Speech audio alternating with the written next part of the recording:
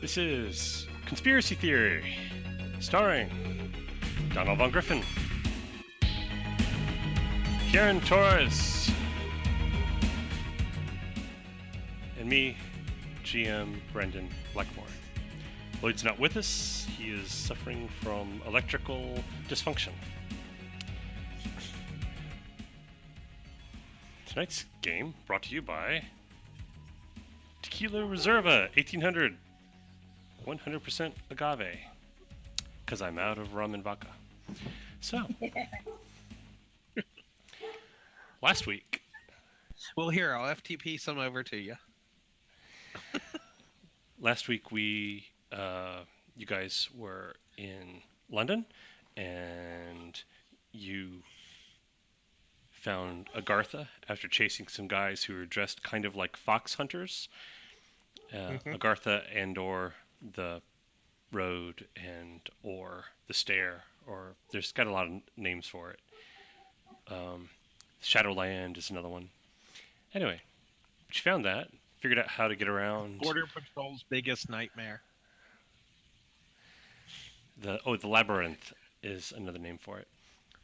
The Hollow Earth, the Inner Kingdom, the Netherworld. Anyway, you found it. You found a way to get around it. Found out that it doesn't always look the same, but the paths and where they open up to, as far as you've found, tend to be consistent. So there's that. Yeah, and they're they run by your intent when you reach for the door. No, in terms of finding the door. Yeah, like it doesn't matter which door you pick. What matters is what you're.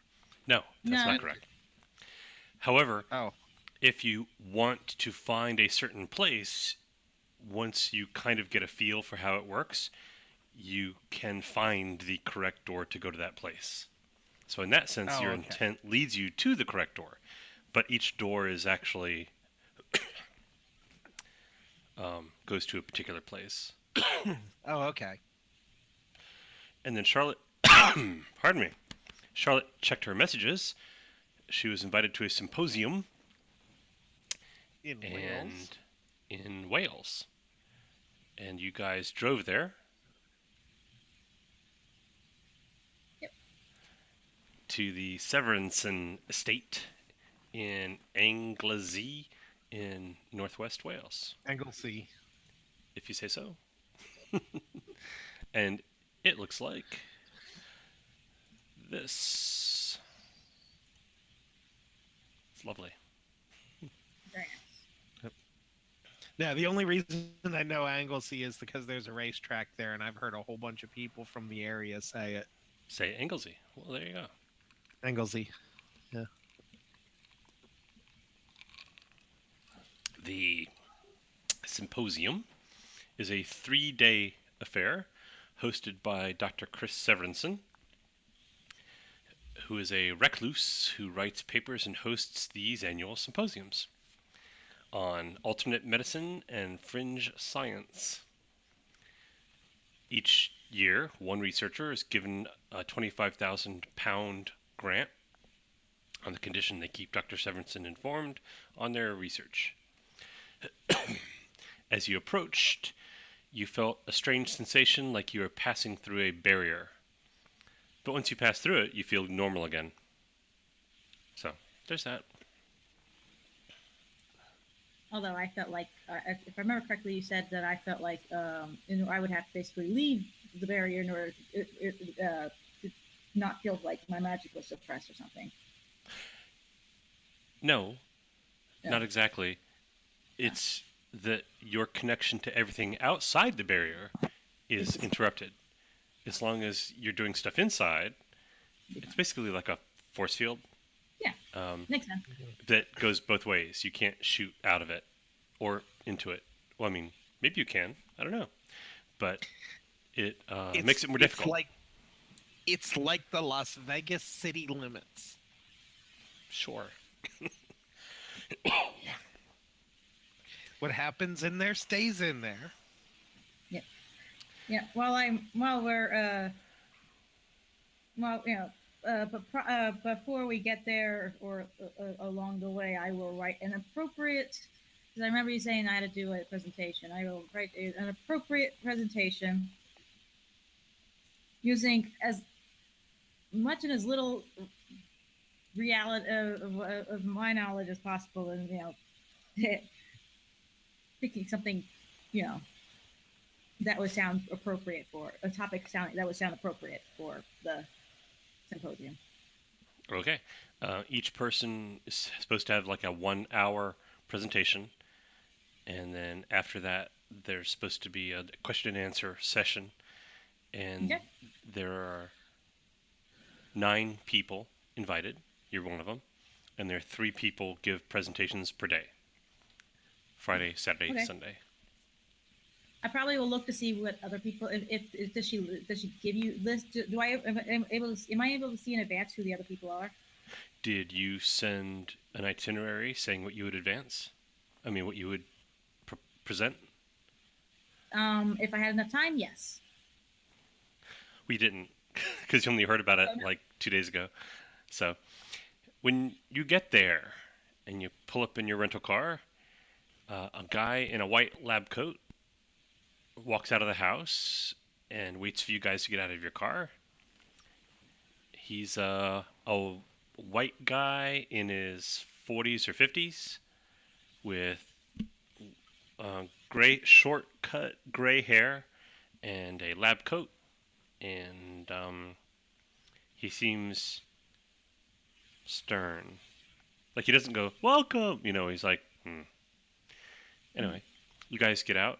He recognizes you, Charlotte, apparently, because as you get out of the car, he walks up to you and says, "You're Dr. Day?" Yes. He looks at John Morgan and Mark Savage and he says, "And who are these people?" Uh, these people were already here. I was already actually in the Yeah, we are her entourage. Northern Mind. So I couldn't leave these two behind. This is introduce them. He says he's Dr. Faraday. I'm one of Dr. Severinson's assistants. What? This is most out of the ordinary. There's no Guests.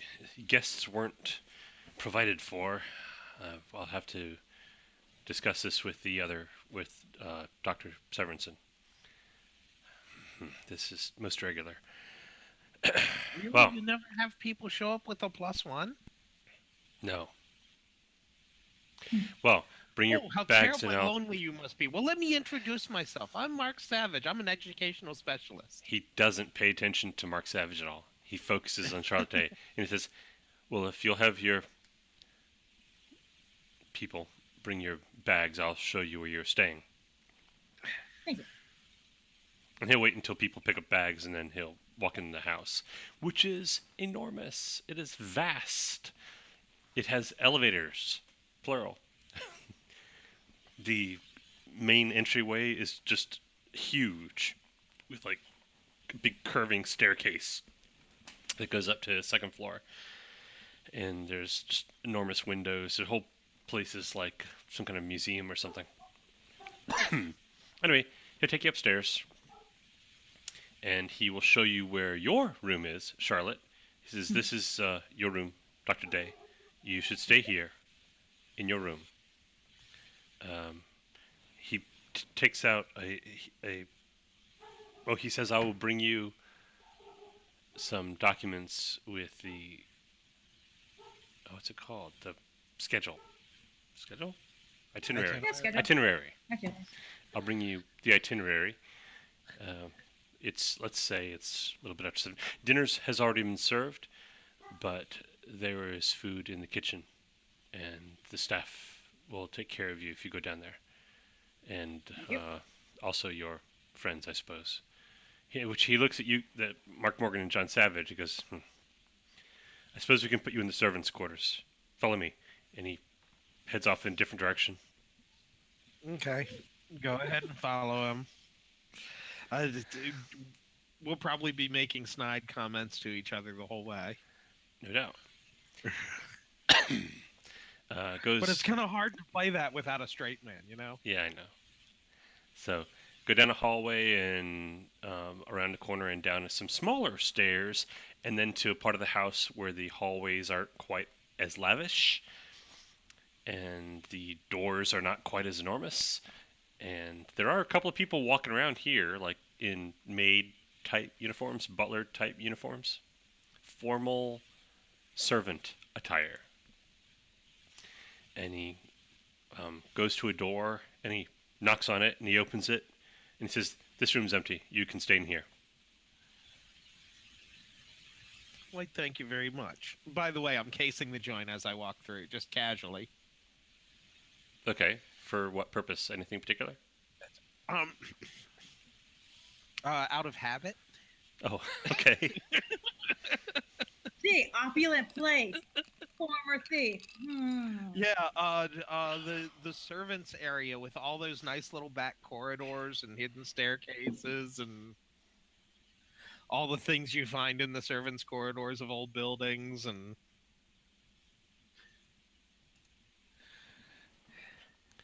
Pretty much. just basically keeping the eyes open as to what's going on around as we go into the place. He says, "Don't disturb the servants. They have a job to do. If you must leave the room, um, that way, stairs immediately to your left, those go down to the main level. And if you then come back this way, you'll see the kitchen or the dining area, which is where you can be fed if you need food. If you need to see Dr. Day, he points at the telephone, and if you pick up the telephone and dial 227, that will get her room." Why, thank you, Doc. And he walks away. Such a charming fellow. And I'm sure John Morgan would have some witty comeback for that. Oh yeah, yeah. Alas, he's not with us. So I say we go hit up the kitchen, swipe ourselves a couple of sandwiches, and then I was gonna check out the garage. Sounds good. You guys go down to the kitchen, or the dining area, anyway. As you get there, the servants are cleaning up plates and putting away candelabras and putting away spare cutlery. But as you walk in, a couple of them look up and it says, "Oh, two?" Oh yeah, but the kitchen's fine for us. No. Have a seat, and we'll bring out your meal." And Oh, they reset places for you two, and they clean up everything else. And they bring you glasses of water and a coffee pot and a teapot and a bottle of wine, and then they bring, it's like a 18 course meal, but most of the courses are very small. right. Like Yeah. a tiny plate with like a single small bun. That kind of thing. I'll probably join them in the, because if we got there after dinner, we're probably all hungry. Okay. No, it's- You, I don't say I might give them the chance, of course. well, you will, but as you're, put your bag somewhere and, splash water in your face, do whatever you got to do. And as you're getting ready to leave and go look for the dining area, Dr. Faraday, the guy who met you, he knocks on your door and then opens it. And without waiting for you to say, "Come in," and he's holding a piece of paper and he says, "This is the itinerary. You are to give a presentation on Saturday. You are the second on Saturday." He hands it to you. Do you have any Thank you. questions? Nope. I'm sure the IT will be taken care of tomorrow on Saturday. The what? IT requirements. Such as? I can do my presentation without anything. That's fine, if necessary. And he leaves. It's off my head, anyways. So this is Thursday, and so tomorrow, Friday, there'll be 3 presentations with Q&A, and on Saturday there'll be 3 presentations with Q&A, and on Sunday there'll be 3 presentations with Q&A. And you cannot perceive a plan to the order in which the presentations are being made. There's no thematic grouping. It's not alphabetical. Doesn't seem to be based on how far away you came from. The itinerary you have doesn't say what the topics will be, but it does say what the field of each person is. Yours is forensic medicine. Interesting. And it mentions you're a graduate of whatever university that you went to. Okay. It's nothing that's not reasonably public knowledge. Anybody who really wanted to find out would find out. Yeah, absolutely. That's easy enough to find out. Heck, you find it out on me. But yeah, interesting. Do I recognize anybody's name besides mine? Make a doctor-y sort of roll. 2 dice.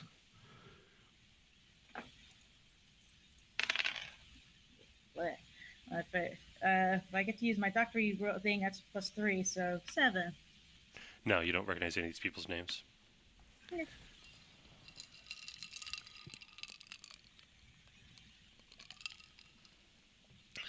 So then you go look for the dining room? Is that what you're going to do? Yep. Food. When you get there, John Morgan and Mark Savage are both chowing down on, looks like corned beef. A little tiny slice of it. With a very like, fancy Gallagher mustard. corned beef, some kind of shredded vegetable. And Braised she comes in. cabbage. Yeah, or onion or something. Anyway, you come in and sit down by them, and the next time a servant comes in, they see you're there, and they'll say, just a moment, we'll bring you a setting. And then 3 or 4 servants come out, and they lay a placemat and 15 kinds of cutlery and a plate and a glass, and they pour you some water, and they give you a coffee cup and a tea cup and a wine glass, and then they bring you a salad or something. As they're on their way out of the room, I go, "Aren't these people amazing?" Indeed. Yes, they certainly don't provide such high level of staff and dining experience at most symposiums. None of that I've been to, anyways. Yeah. As you're hanging out, somebody comes in. It's a young guy, maybe mid-20s. Actually, how old's Charlotte? She would be. Oh, I had it written down. Let me read some of my count. I calculated how young, youngest she. 34. 34. Okay. Thank you. Yeah, Youngest he's about. she could be with a medical degree. Yeah, he's a young guy. He looks like a surfer or something.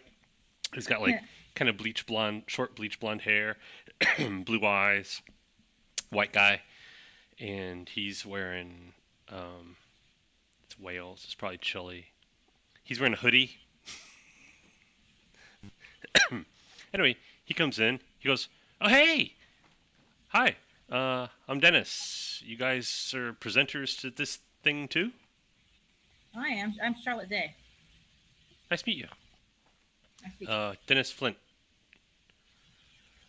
Late arrival yourself? No, I've been here since yesterday. Ah, okay. Cool. He Yeah, introduced himself around. Hey, I'm Mark Savage. I'm an educational specialist. Oh, hi. Were you Malibu? Actually, Maui. Maui. Ah. I knew a guy surfed out of there. Yeah. Tell you the truth, I think I'm here by mistake. I think they must have got me confused with somebody else. But they paid for the ticket and everything, and I asked, "Are you sure you've got the right guy?" And they seem positive. Well, Not what's your gig? not happy exactly, but positive. Well, what's your gig, man? Yeah, Oh, I'm a medical student. interesting. My plan is to go into sports medicine, rehabilitation, that kind of thing. But I'm only like a first year resident, so I don't know what they think I'm going to present. I mean, I'm going to come up with something, some kind of like, new um, techniques in physical therapy, that kind of thing. Yeah, My thing's tomorrow. When's yours? mine's Saturday. The second one. I'm in forensic medicine. You know, it seems like an odd mixture of topics to be presenting at this sort of convention or At, symposium. at some point, when they bring out new dishes of food to you three and take away your old dishes, um, they ask him what he wants. He says, "Oh no, I had dinner earlier, and I just thought, you guys have any beer?" And the wait staff asks, what kind does he want? Does he want a pilsner, an ale, a lager, light, dark, Marsden? And he goes, "You got Bud Light?" And they're like, "No, but we can find something similar." I'll And call they go out away. Newcastle. What? I'll call Wait, the as long as you brown order it. brown beer, Newcastle. dude, brown beer? No, I don't think Oh, beer's you supposed to be gotta- brown. When in Rome, my friend. When in Rome. Actually, there are like a couple of decent breweries in Hawaii. I just don't remember what they are. So we're just gonna go Bud Light for this guy because Yeah. he's that kind of guy. Well, I mean, resident- kind of longboard would be the first one that I think of. I think that's the brewery that we went to. Anyway, they bring out a Czech Pilsner, which is close enough. Yeah. He's like, "Oh, that's interesting. Thank you." He's like, "Man, Europeans, man, it's weird." But it's like, it's not bad. Uh, It's on account of because they never had prohibition to put all the little local guys out of business. I don't get it what you're saying, man. But like, Did you but- ever take history class on your way to medical school? yeah, I'm not an idiot. I know Well, there was you're- prohibition, but that was like 100 years ago. Yeah, and before that, how many places do you think were brewing beer? I've got no idea. Hundreds. Heck, there were 100 automakers in the state of Indiana alone. So you guys shoot the breeze Back in with those Dennis. He seems like a reasonably nice guy. He doesn't seem like he's got any sinister motives or anything. He doesn't ask you any pressing personal questions or anything. I mean, he's like Yeah. polite. It's like, "Oh, where you from? Oh, that sounds awesome." It's like that kind of stuff. But he basically just seems like exactly what he seems to be. He got good enough grades to get into medical school, and he does actually seem to want to be in sports medicine and rehabilitation and stuff. So he's got at least that going for him. Mhm. But he's not a genius, and he's not a super scientist, and he doesn't seem to have any sinister ulterior motives or anything. So I'll bring up the point of who else we got talking at this thing? What other subjects we looking at? Yeah, I pull out the itinerary. Yeah. Oh, yeah, I got one of those too. He like pulls out of his pocket and folds it. Yeah, I met like half these people at dinner earlier. This lady, she's from Poland, and she's apparently a fortune teller. And I didn't understand most of what she says because her accent's like super thick. But apparently she's a fortune teller, so she's going to talk about that. This guy is a police detective from someplace in Russia that has a lot of S's and K's. It's like it's like sounds like somebody crushed an ice in their mouth. But anyway, he's like a police officer, and he's going to talk about investigation techniques, I guess. Okay. His English is actually crazy good. I mean, he sounds kind of like a spy in a James Bond movie, but his English is like really good. And he'll like go through and he'll mention a couple of other people that he met earlier that, and what he remembers of what they do. Okay, if John Morgan isn't googling these people, I am. The ones that you can find uh, appear to be what they appear to be, you know. But anything that you find on the itinerary, oh, pardon me, gracious, anything you find on the itinerary or that Dennis is telling you, it's all pretty mundane stuff, you know, like where somebody's from, what they do for a living, that kind of deal. And you can't actually find much online about most of them because they're not famous. They're just normal people. Yeah. These days, you'd be surprised. With LinkedIn, But I'm it's not still on even LinkedIn. Are you? between I LinkedIn, am. It's professionally required. yeah, that's the thing. For scientists, LinkedIn is professionally required. LinkedIn's such a waste.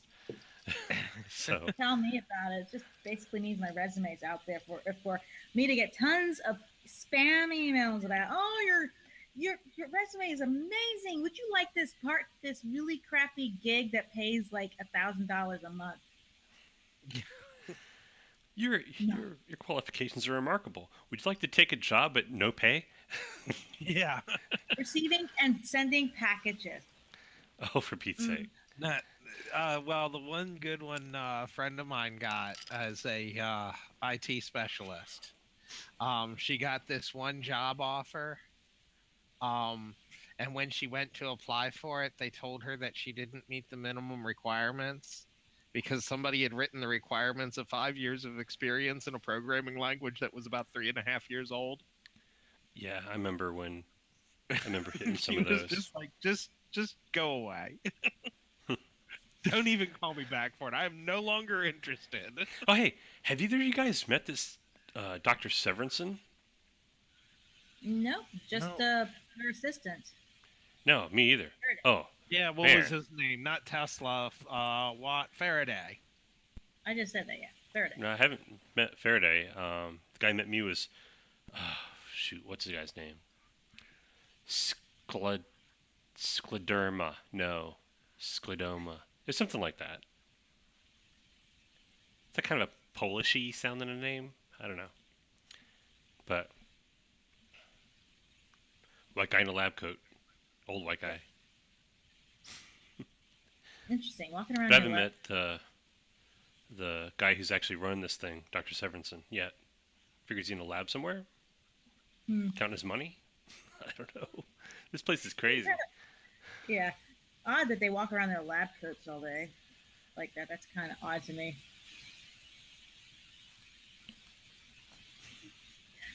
It's like, are they in and out of the lab all day? Yeah. Hey, he pulls out his phone. Oh, because you guys are Googling stuff. Oh, that's right. I meant to. When you go to Google stuff, there's no wireless internet here. There's just a cell phone signal.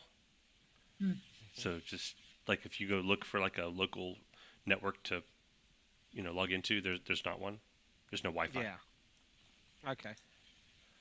Probably wouldn't want to connect to it anyways because they can see what you're doing. Yeah.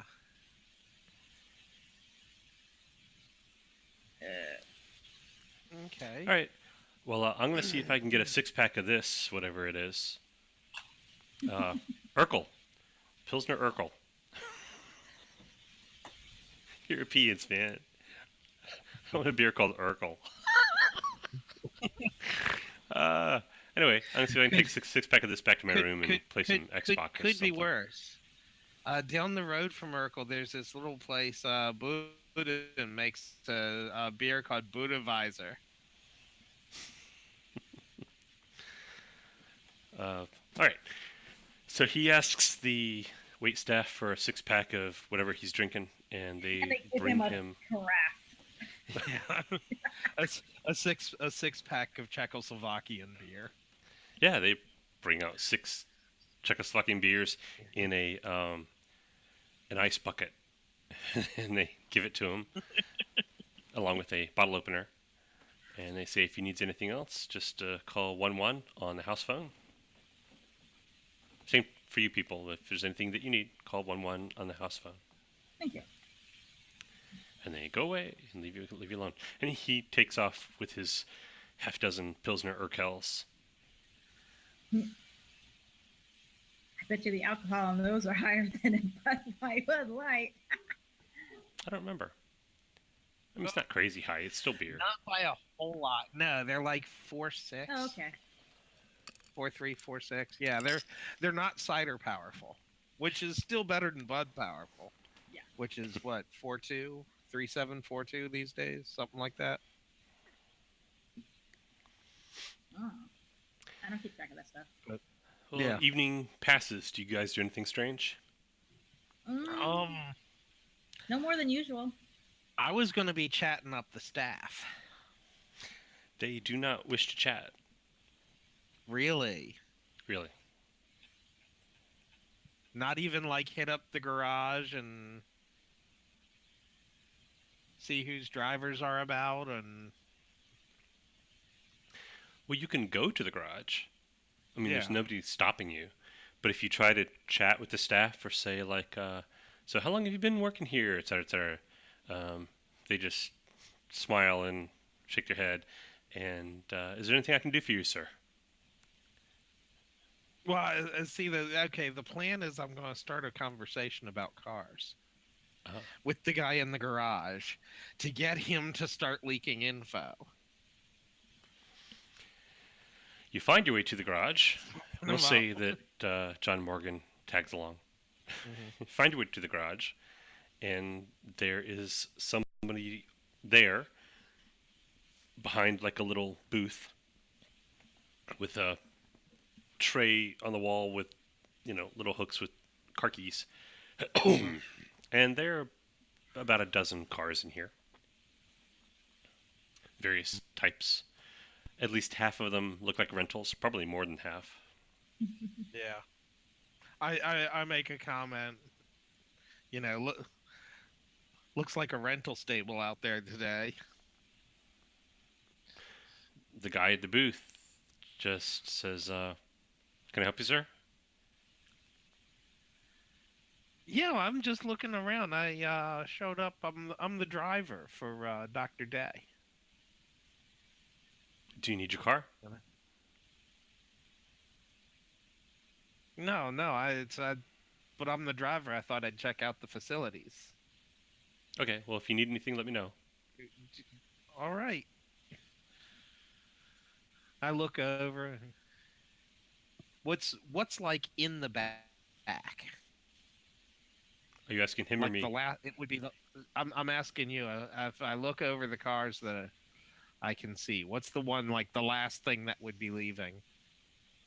In the order that they're parked. An older Jaguar. Like a early 2000s Jaguar. Okay. Oh, that's a nice Jag XJ over there. Or is that the F-Type? Oh. Is that this Dr. Sorensen's? I wouldn't know, sir. Really? How come I don't believe you, man? Sorry, sir.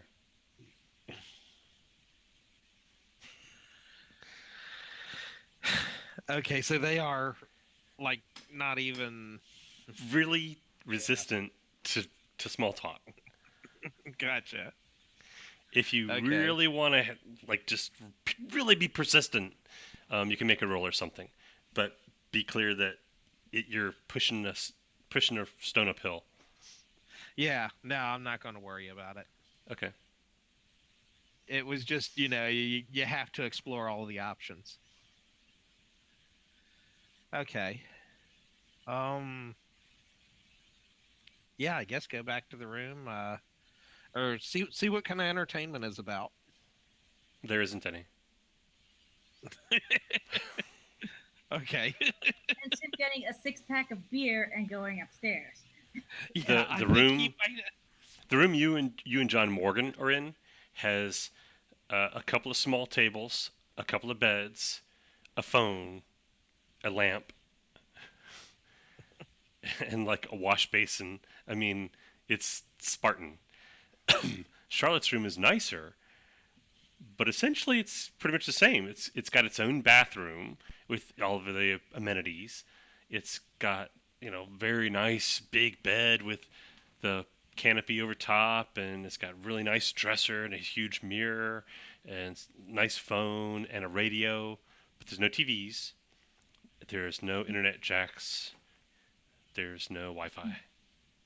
There's a radio. Oh, and some books, but they're like classic literature, like Dickens and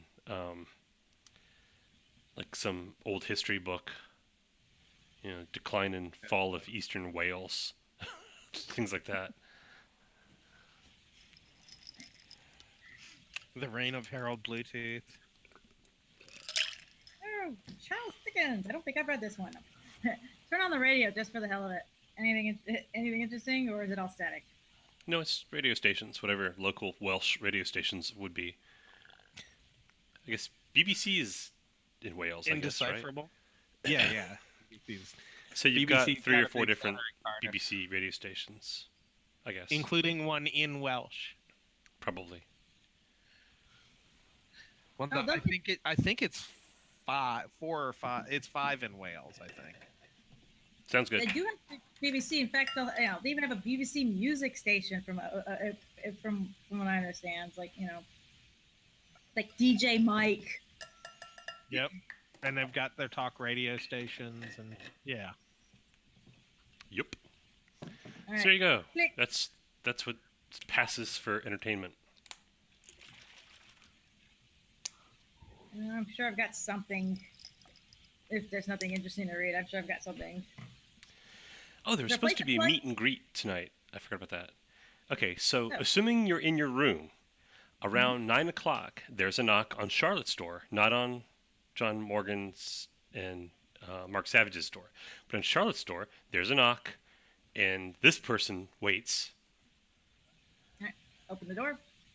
and it's one of the wait staff, and they say the meet and greet will be at approximately 30 minutes in the green dining room if you would like to come down. Thank you. All right, I will. I mean, the guy who knocked on your door, he'll give you directions to the green dining room. It's if you go down this way to those steps and go down and then continue going east, and the first large room with open double doors on your right will be the green dining room. It is primarily green. Thank you. Anyway, and he walks away and you hear him knock on Hopefully somebody nobody else's is door. colorblind. So hopefully nobody is colorblind. Yeah, well, I'm gonna ask John Morgan about with the signal that he sends to the door to make it open to the center earth, to the labyrinth. oh, actually, you could do that too. Oh, I can? Mhm. Okay. I don't think I ever tried. Well, after you guys were exploring for a while, Oh, yeah, that's right. I did, didn't I? you figured out that after a while, and you kind of got the hang of it, you didn't need to do anything special. You just knew where the portals were, and you knew how to open them. Right. Okay. It's been a few weeks. Understood. Yeah, the portals have set locations. It's not like I want a portal here Right. Right. Right. Okay. because that would just be too darn convenient. Well, it would be pretty convenient.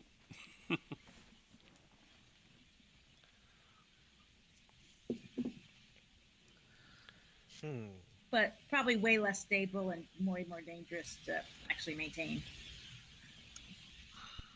Oh, but that would just make it fun. So, Charlotte, do you go to the meet and greet? Yes. Oh, okay.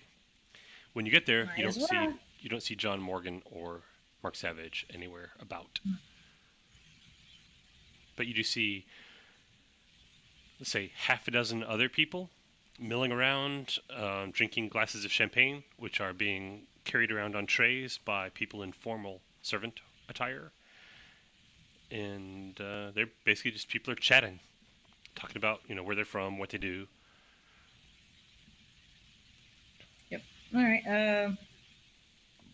Clearly they weren't invited because I know those two wouldn't have turned this down. If I get the feel that they can probably get in without being There's no considered, bouncer. yeah, I know. I mean, like, yeah. Eh. Mm, get a feel for the room first, and then go get them. Okay. Go mingle first and try to, meet the people, everybody there first. Generally, people have a seem. way of, like, texting each other or something. Hmm?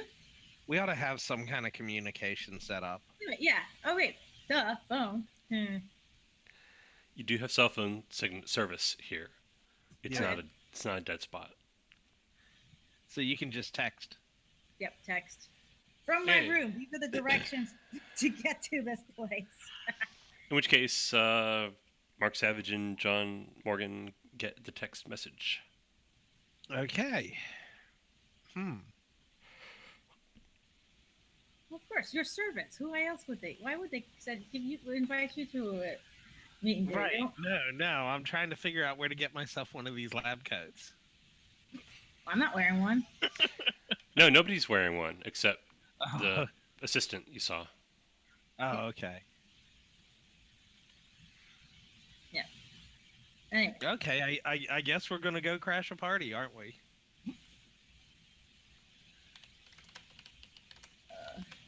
All right. Anyways, yeah. Anyway, you were talking about the other people. Oh yeah, they basically seem reasonably friendly. I mean, some are a little grumpy. The Polish lady seems a little grumpy,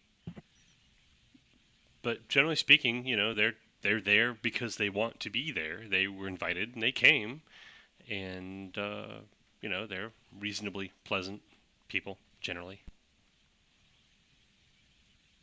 This isn't everyone because it's say 7 people. You're missing one person. Oh, look, there's Dennis. He's got a glass of champagne in each hand. Yeah. And he sees you, and he comes over and says hi. Says, "Hey, Hi, Dr. Day." it's Dennis. What's his name? Last name again? Flint. But yeah, just call me Charlotte. Okay, well, you can call me Dennis. There we go, Dr. Flint. Nice. Excellent. Champagne. Do yeah. you like champagne? It's free. Yes, There's tons of it. Yeah. Interesting. Better than sitting upstairs alone with Charles Dickens and whatever drink you managed to procure from the kitchen. Oh, I'm done with all that. I might get more. I'll see what else they have.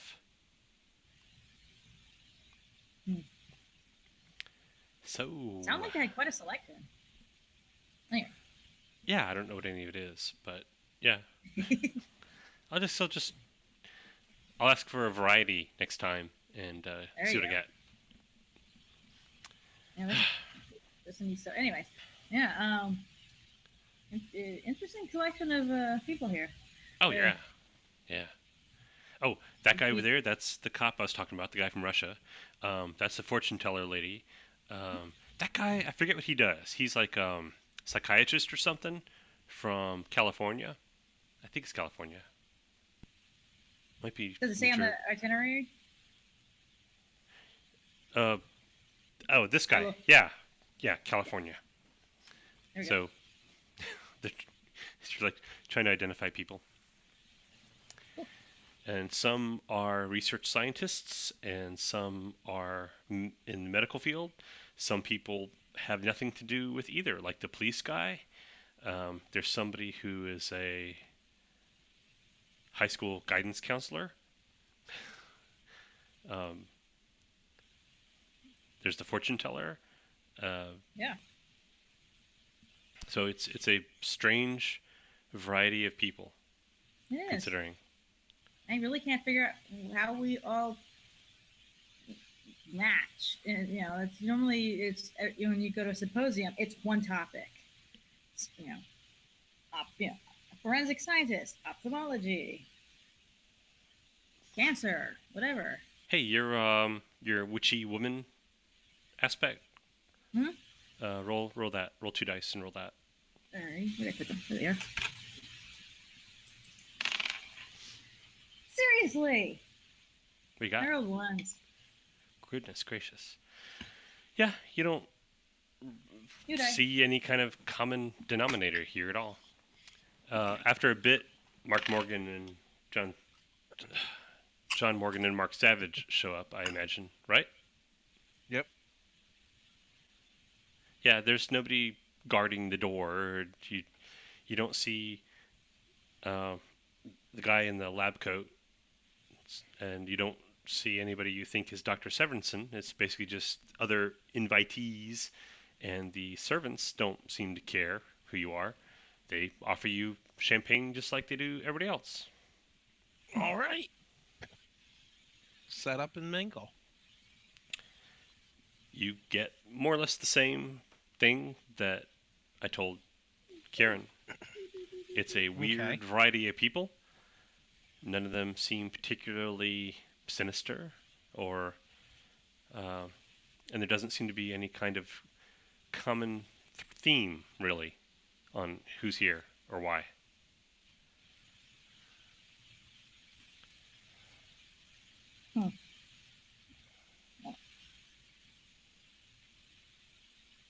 Anyway, evening passes.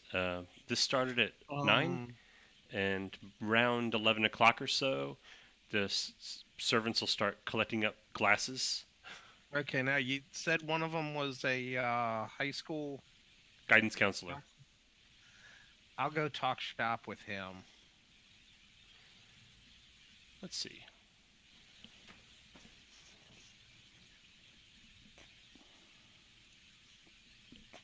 Excuse me.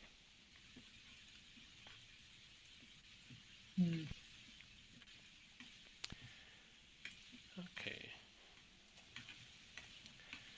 The guidance counselor is it's a dude. He's bald on top. He's got a mustache, and he'll chat with you. He's a guidance counselor at a high school in Utah. Okay.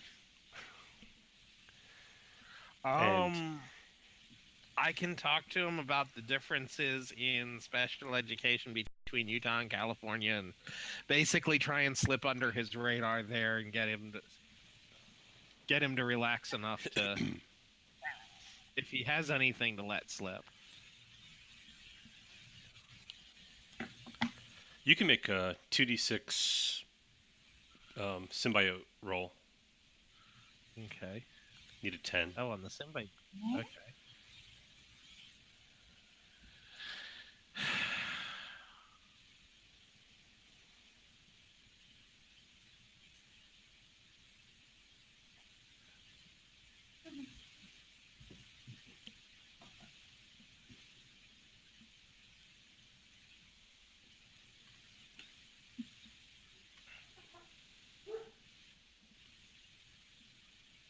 I roll a 6 and a 3, makes it 9 plus my 4. Oh, 13. As you're talking to this guy, you're as you've gotten more accustomed to the symbiote and how it's kind of always doing things in the background, and it kind of like lets you know somehow what it's doing if it finds anything interesting. You get this vibe that there's something familiar about the guy you're talking to. he has. You don't really have the experience to be able to identify it exactly, but the vibe you're getting from him is very similar to the vibe you get from Charlotte, which is not the vibe you get from most normal people or any Gotcha. normal people. Gotcha. Like there's So a he's got frequency he's putting off that Charlotte does too. Okay. And for that, I bring him over and introduce him to Charlotte Day. he shakes her hand. He's a late 40s high school guidance counselor, balding, mustache. He's wearing his best suit. His only suit.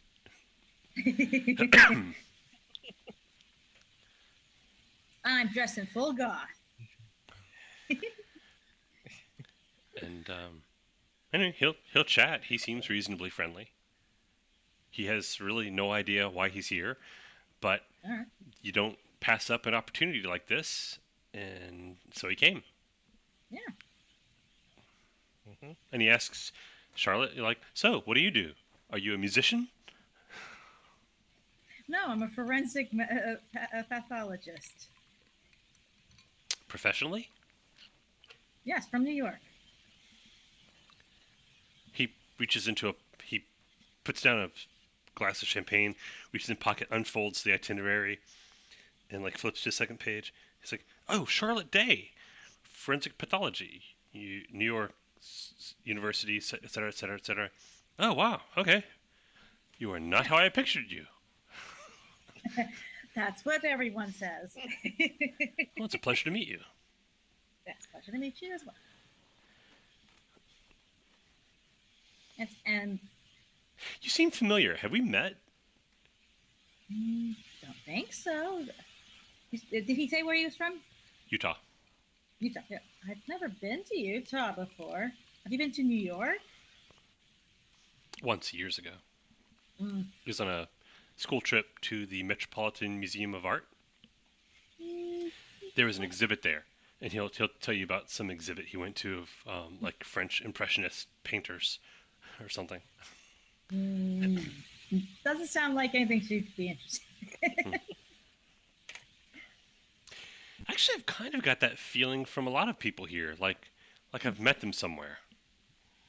Interesting. I don't know. It's probably just the strangeness of the situation. I get that every once in a while. Like I see someone and recognize them, or think I recognize them. Familiarity of face, similarity of faces, I guess. So your presentation's on Saturday. Lucky you. Yeah. Mine's tomorrow. I'm still trying to work on what I'm gonna present. I'm not sure how long I can talk about modern techniques in high school guidance, but I'll give it my best shot. Personal stories and personal results. You can usually That draw sounds it good. Yeah, that sounds good. I'm gonna use that. out. I've been to a couple symposiums. Actually, I'm gonna go. That's given me a good idea. I'm gonna go back to my room and start working on it.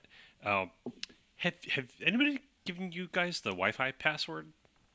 I don't think I we're don't not think there is one. Signal. Really? I have. Yeah.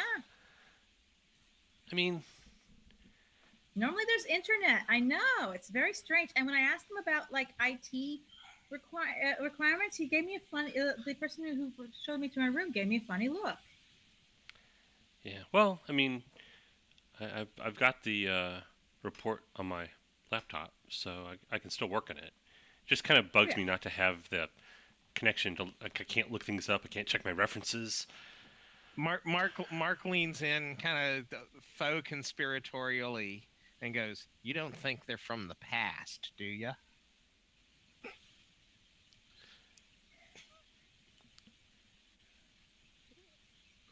Do Well, I hook in the a guy, way, or does kind he- of. Is he like, wait, what? Well, my phone gets good enough cell signal that I get low speed internet on it. I have a smartphone. If you want to stop by my room after this symposium, if you think of anything you need to look up, you're welcome to borrow it. Oh, that would. Actually, let's not do that. How about They've got to have like a library here, right? This is that kind of place. So how Yeah, about I would think there'd be a library.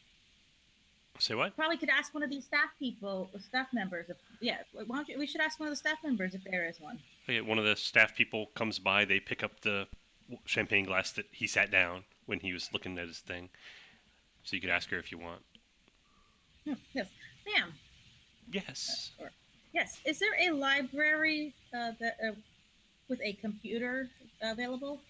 Oh, there aren't any computers. Library. I don't know. I'll have to ask. Thank you. And she walks away. I take. I get the sense that they're hired staff. Maybe just for the symposium.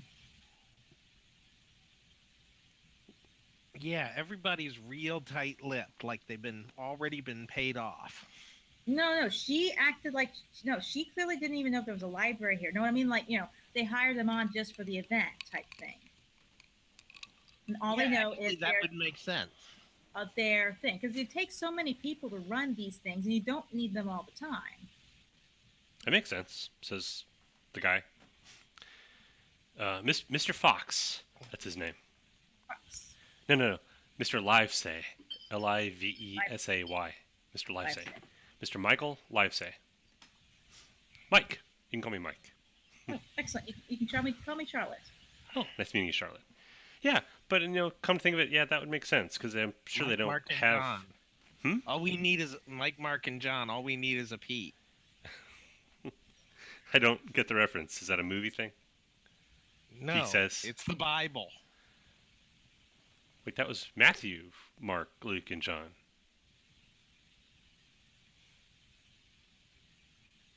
I'm Mike, not Matthew. Oh, I'm thinking of the Archangel. Okay. Okay. Anyway. But no, what you say makes Never mind. sense. They probably, bring additional people in. So what you need to do is find one of the regular staff, the people who actually know their way around.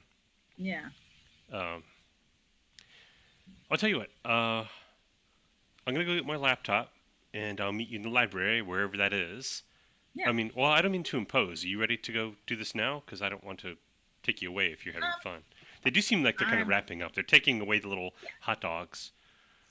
Yeah, I mean, they're wrapping things up. It's not like there's anything else to do right now. Anyways, I wouldn't mind work if there's a live fight. If we could find decent internet, I gotta work on mine too. So might as well. Was yours a thing that two people can connect to at the same time? Your phone internet thing? No, I mean, you look up something, I look up something. Not a big deal. It's basic. It's just a smartphone.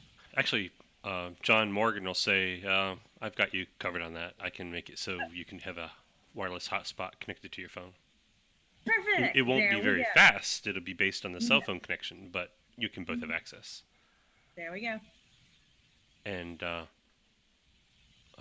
Mike At Livesay the says, at the mention of them cleaning up the hors d'oeuvres, Mark Savage has gone and made another round of the buffet. there You are look for him and he's over with the food.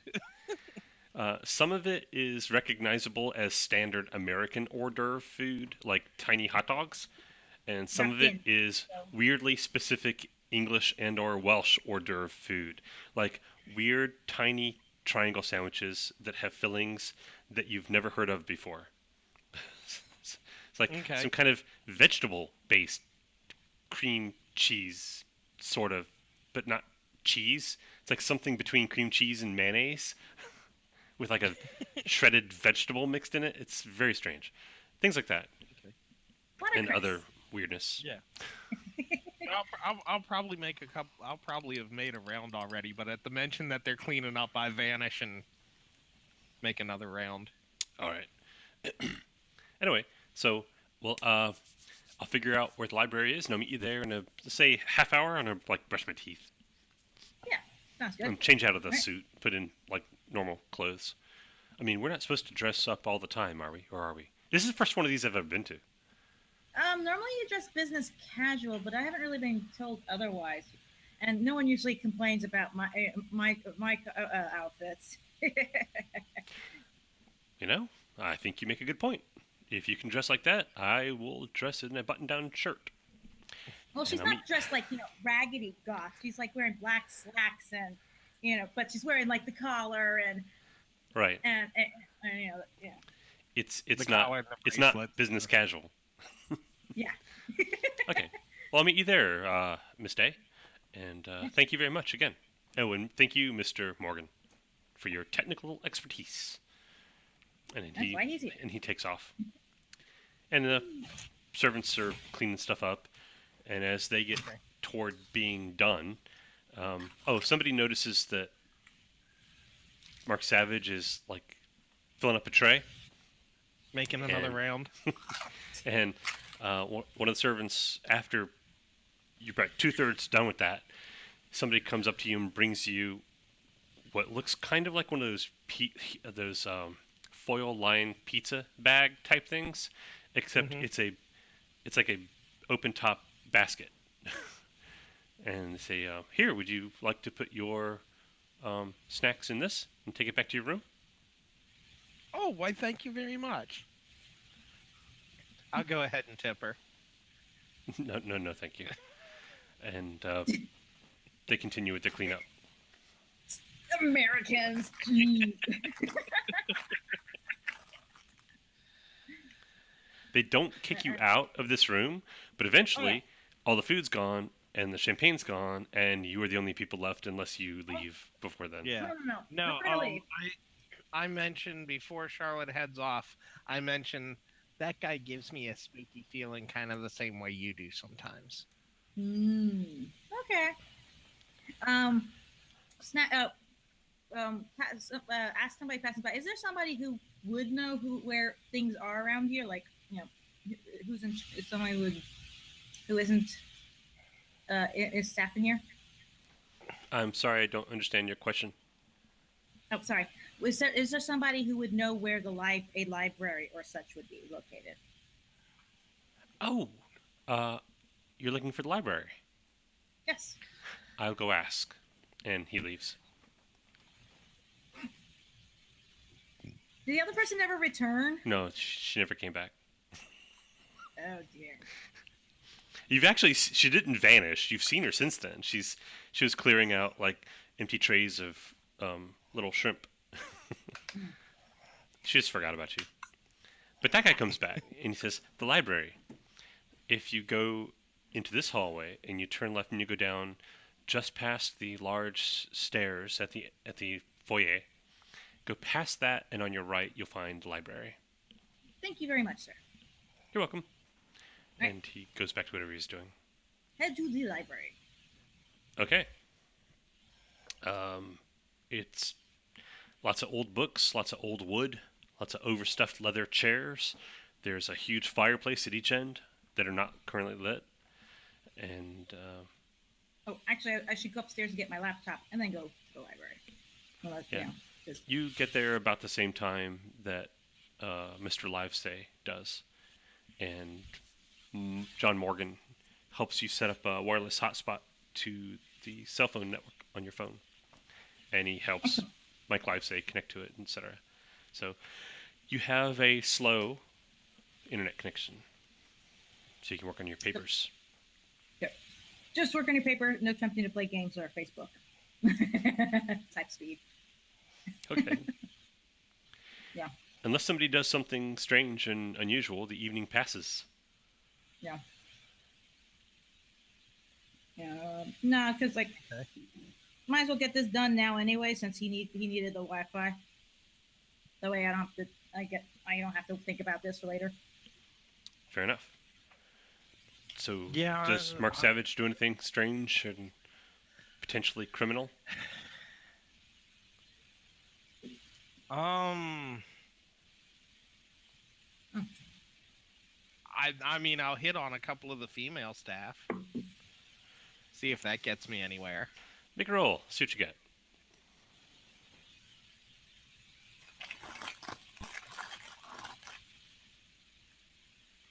Rolled a 4 and a 5, makes it a 9, plus my 3, using my bad boy image. It's 12? So 12. Okay. The response is not angry or insulted or anything like that. It's a pleasant response, but it is a no. Okay. It's a no. I'm working, but thank you. No, I mean when you get off of work. Oh, that won't be until Monday. You don't sleep? Of course I sleep. I'm just not going to sleep with you. Well, if you'd rather be alone, that's fine. I was just giving the No. From now making until the offer. Monday, I am on duty.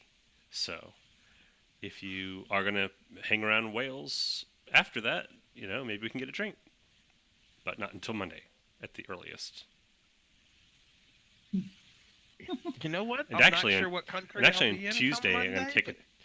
On Tuesday, I'm taking the train back to London. So, your window is pretty narrow. Unless maybe I give you a ride back to London. I already have train tickets, and didn't you come with the the the, the, the lady dressed like Elvira? Oh, Doc Day, yeah. I'm her driver on this trip. And she's going to let you pick up hitchhikers? For you, I think she'd make the exception well enough. I don't think so. But thanks. Thanks anyway. You have a good night, sir. If there's anything that you John's need, the one who rented the car. if there's anything you need, dial 11.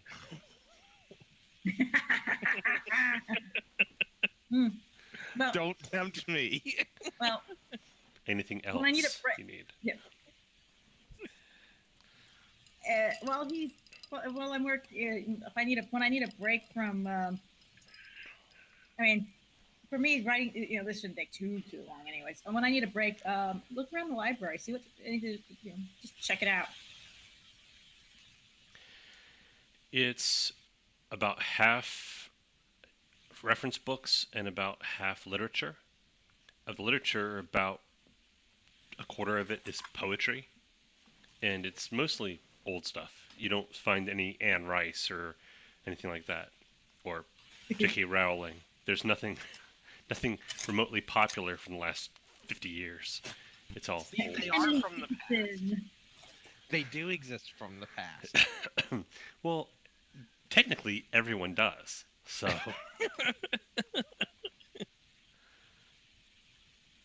Yeah, some people like old literature.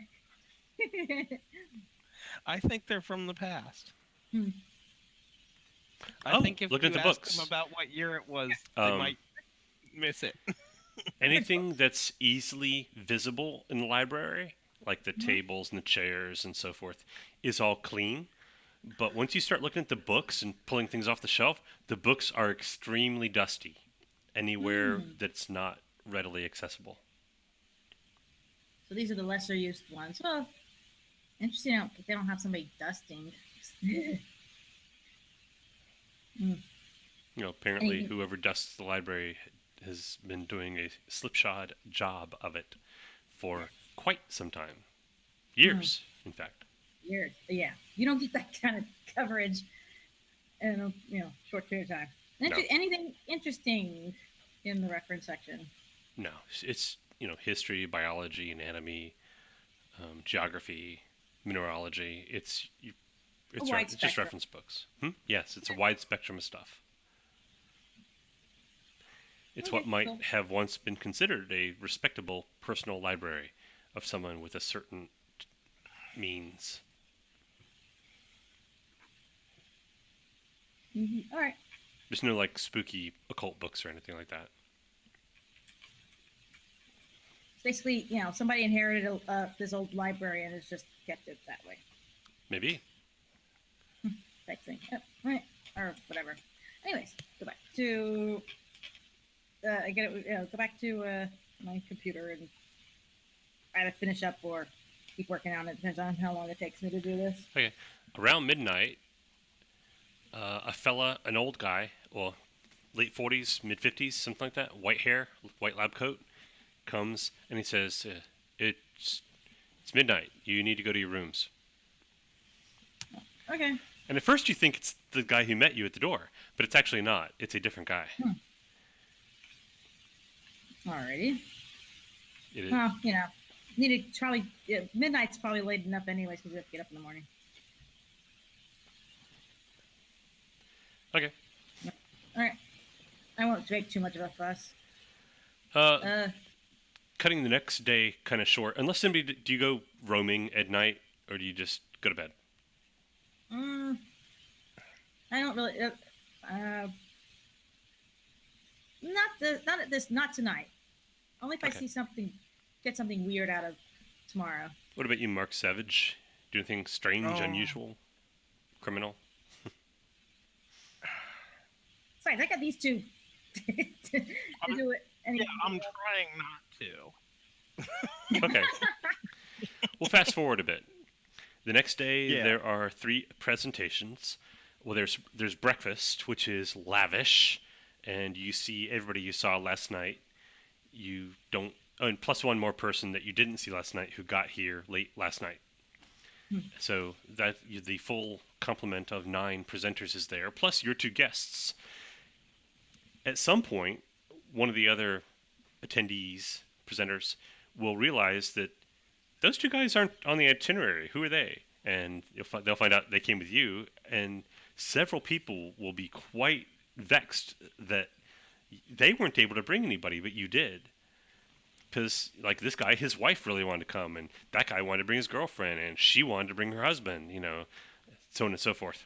If I hear, and they were if told, I hear this going on, they were told that there were no guests, that this is a private symposium, that guests and spouses and etc. were not allowed. So how'd you get away with that? If I hear some... easy.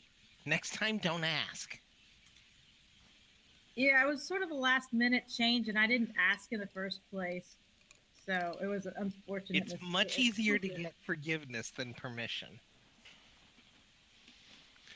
Some people are annoyed at you guys for having broken the rule, and some people are annoyed that they weren't able to break the rule, and some people are just shrug and oh well. So there's a variety of responses to that. But you get lavish breakfast, and then there's a presentation about an hour or so later with a question and answer session. It's Mr. Livesay. He's the first one up. He talks about guidance counseling in the 21st century and finding positions for kids whose attention span's very short, and trying to find them positions and jobs and careers, knowing that whatever they choose now may not exist 10 years from now, or may be completely different 10 years from now, and how to adapt to an ever-changing future. So guiding them not into specific career paths, but into a range of skills that are broadly applicable. And that's basically what he talks about. And there are a few questions, but not a whole lot. And then there's another hour break, and then there's lunch, and then there's another presentation. And this is Dennis, who's talking about, I don't even remember what he was talking about. He was a sports med student. Yeah, no, I know that. I just didn't remember what his topic was going to be. He rambles terribly. He talks about rehabilitation and surfing and how important activity is to a long, healthy life. And he runs out of stuff to say about 20 minutes after he starts. And people ask a couple of questions, and then he's done. And then there's another hour or so break. And then there's a third person who's somebody you haven't met yet, and they do their thing. And there's a Q&A, and there's a break of 2 hours, and then there's dinner. And it's basically the day passes. Nothing peculiar happens. Oh, wait. Damn it. I completely forgot. The very first symposium. Happens. What? Something peculiar happens. No, I forgot to introduce you to Dr. Severinsen, who's the one giving the symposium. So, you haven't met Dr. Severinsen. No. And you've only met, really 2 of her assistants. But in the meeting room, which is actually a ballroom, I mean, it has, at one end, it's got a bandstand for an orchestra. It's a ballroom. It's huge. But it's been set up with chairs, and there's, little tables with snacks and pitchers of ice water and so forth. She introduces herself as Dr. Chris Severinsen, and she thanks you for coming. Actually, I don't want to show you that. Okay, this will work. Here we go.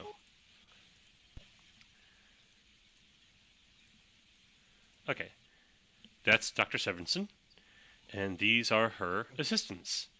And she does not introduce them, but they all come into the room together, and the three assistants stay like in a clump over on one side while Dr. Severinsen speaks. She thanks you for coming. She again lays out the purpose of this symposium is to share alternative medicine and fringe science for the furtherance of human knowledge and understanding.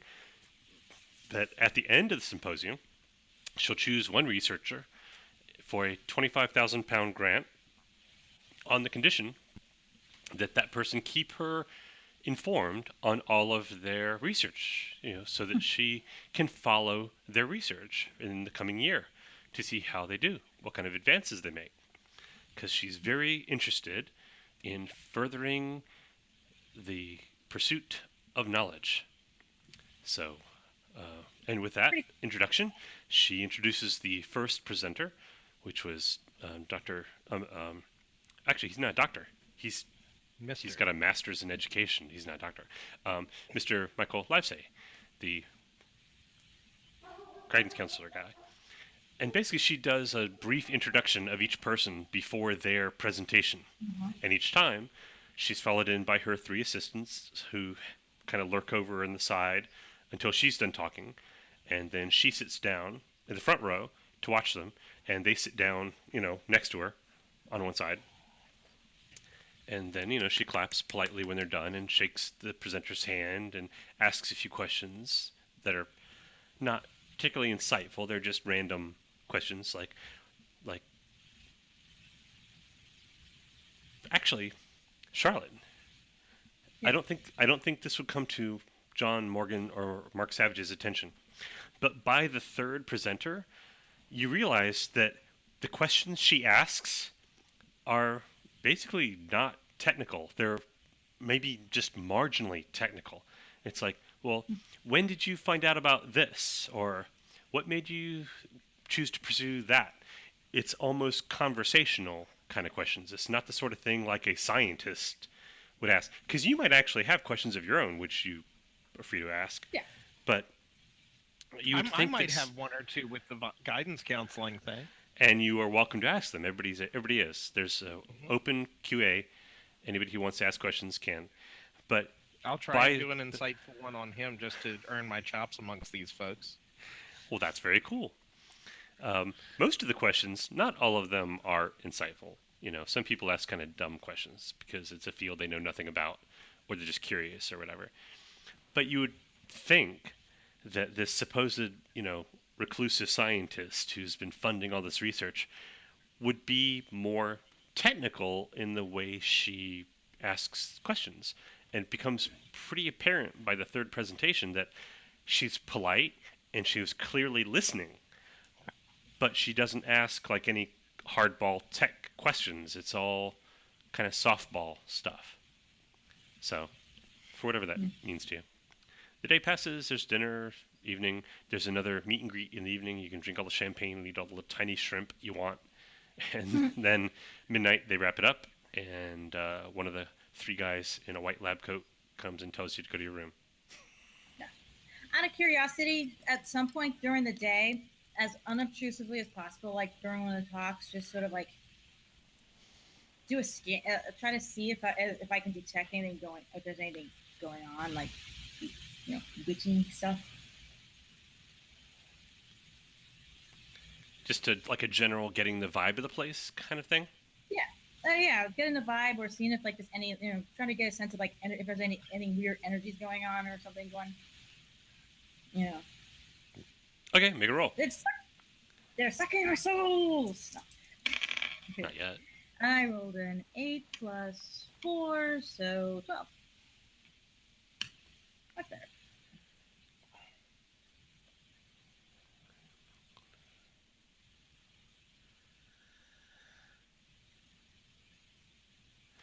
Okay, you can get a valuable clue.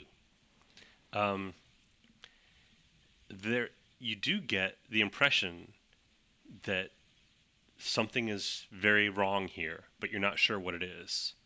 Hmm. Something below you, like physically below you. There's something very wrong going on, and you kind of have a feeling like if you've ever been to a haunted house where people have been killed, even if they're not there, even if their ghosts are not walking around, there's still kind of like that after image of tragedy that kind of superimposes itself on the ether. There's that kind of vibe, Hmm. and Interesting. not from a long time ago. Ew. Hmm. Interesting. All right, keep that to myself for later. All right. Until I get these guys alone at some point. Okay. Midnight comes. You're instructed to go back to your rooms. Well, we could probably share that at the meet and greet social hour. Oh, you're Yeah. going to tell other people? No, I'm gonna tell. She's going to tell us. Oh, yes, absolutely. Sure. Yeah. Yeah, basically, it's like just quickly, like that's basically what you said. Only Like a monster in the dungeon? I don't know. Anyways, dun dun dun. You know, I saw this movie one time where they had a demon in the basement.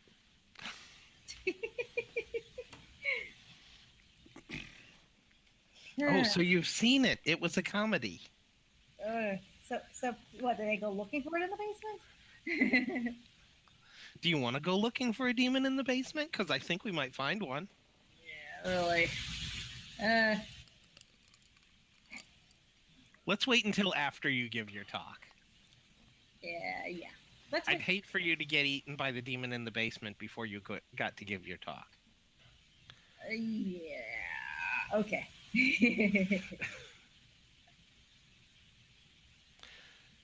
Next morning, you're at breakfast. People are eating their breakfast. Make some kind of interpersonal noticing something is amiss roll. I was going to say, is everybody there Everyone's there. before you even roll? Okay. Interpersonal. Where's my? This is right page. 9 plus the 3, so 12. Well, I have rolled 3 9s in a row. A 3 and a 6, a 4 and a 5, and a 6 and a 3. What would be the? I shouldn't have said anything because now it'll stop. I would imagine being a studious forensic pathologist and required me to preserve that. So I rolled an 11 plus 3. Unless you want to dispute the plus 3 part. That's fine. Yeah. So 14. Wow. Okay. I rolled good. You apparently did. All 3 of the people who presented yesterday, something seems off about them today. Now, Mark Savage, he notices Dennis.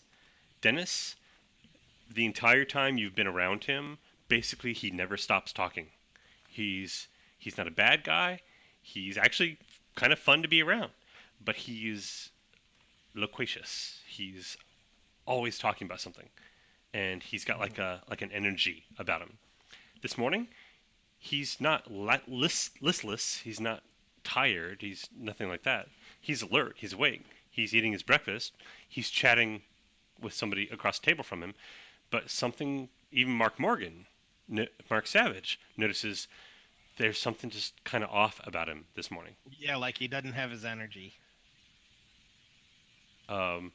Charlotte, you noticed that all 3 of the people who presented yesterday there's just something not quite right. And as a matter of fact, make your witchy woman roll. Yep. If I see that, I probably am going to want to do that anyway. 5 plus 4 is 9. Total? Total.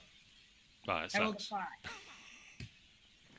Well, you're not sure what is off, but something's off on all three of those people. And it's not anything that you can like really point at. I mean, they're alert, they're awake, they're talking, they're answering questions, they're asking questions, they're talking about the weather, the food, or whatever. They seem perfectly normal, but there's something wrong.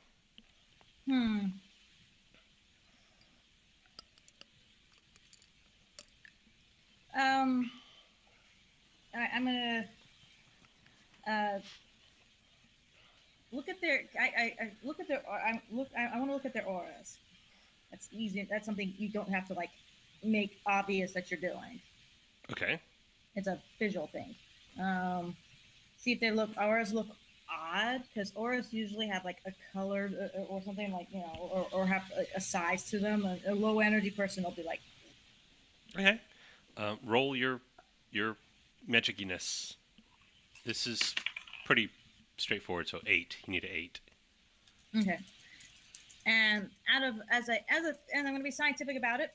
I'm going to look at the people who are. I'm going to look at everybody else's auras as well, just to see, get a baseline, because I didn't get a baseline for the other 3. I rolled an 8 plus 4, 12. 12. Wow. Okay. With that, I'll give you extra.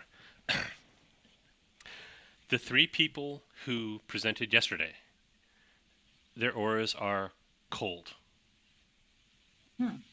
Like, not like dead cold, but like cold. Live, just cold, unnaturally cold.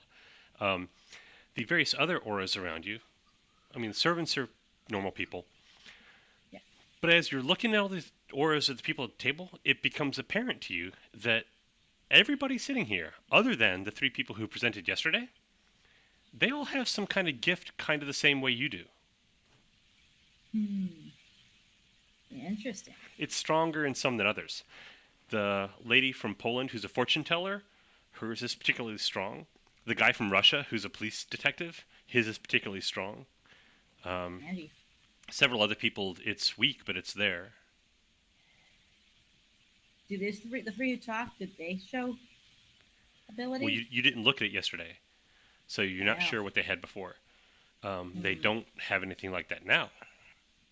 Yeah, but dude was giving me the creepy feeling on the initial meeting. The teacher. I mean, yeah. Yeah. Guidance counselor. Do you want to see if he still does? Yeah. Make a symbiote roll.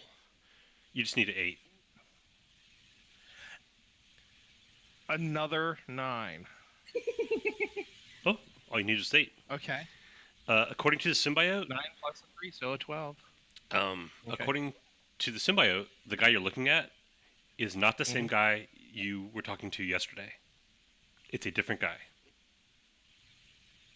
He looks the same. He sounds the same. He acts the same. But it's not him. It's somebody else.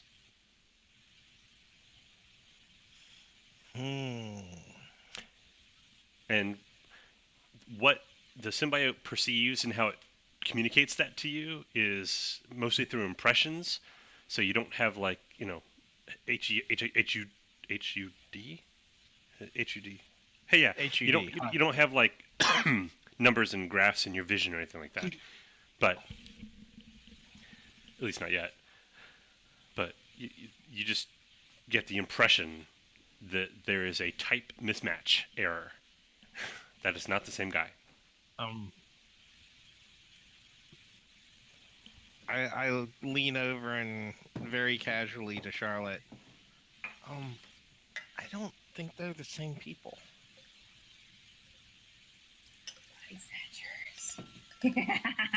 That's not the same guy who gave that speech yesterday. Okay.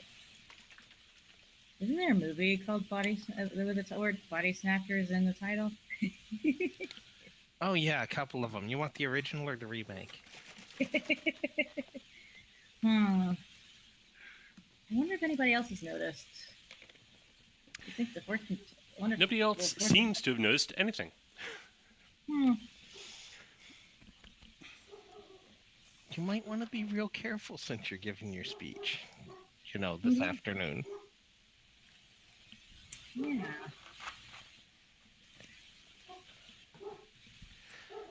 Very least, I'm not going up to my bedroom right afterwards. No, I think maybe we ought to stick together tonight. Yeah. All right.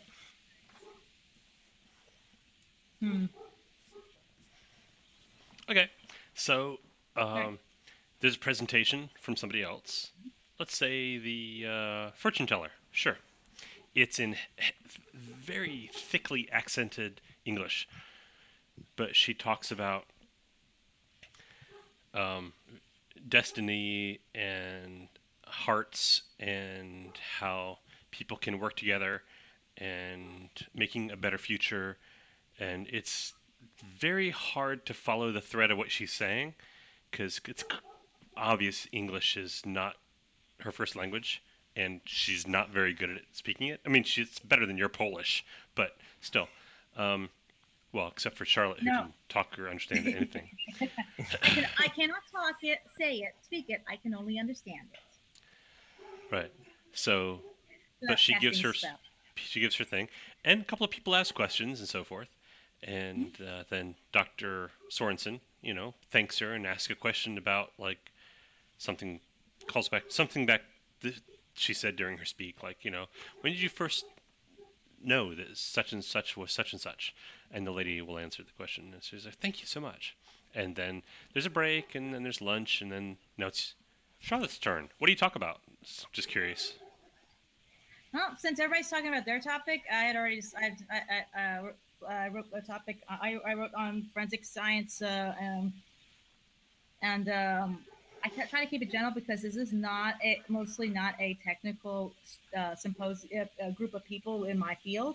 Um, so basically, um, probably how what the advances that are occurring in my field benefit other fields and that sort of thing, and in reverse. Keep it pretty general but relatively useful sounding. Useful information. Cool. Well, Yeah. people seem to enjoy it, and they ask questions when you're done. And Dr. Sorensen asks some lowball, easy question when you're done. Oh, last night when you slept, I forgot to mention this. I'm sorry, I just keep cutting back and forth. It's all right. But actually, this is kind of makes sense. So, you've done your thing, and you're relaxing and stuff, and it's one of the breaks, and you remember, all three of you remember a dream that you had last night. It's like you forgot it when you woke up, but just now you've remembered it. Like you see something out of the corner of your eye that reminds you, and you remember the dream. And it's one of those signal dreams. Oh, those things.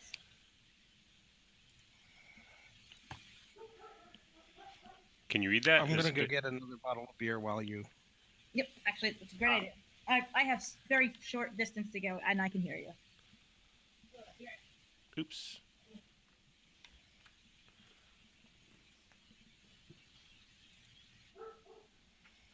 Can you read that? Is that big enough to read? Yeah.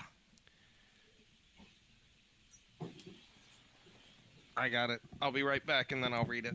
Okay.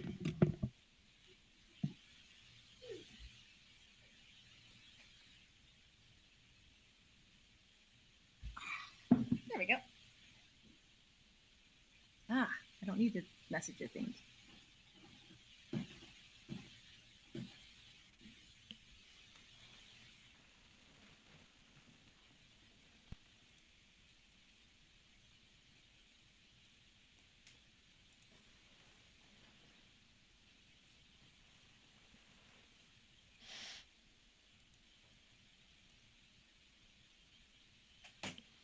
Okay, I'm going to pause the recording so that I don't have everybody just sitting here while we're reading these. Okay.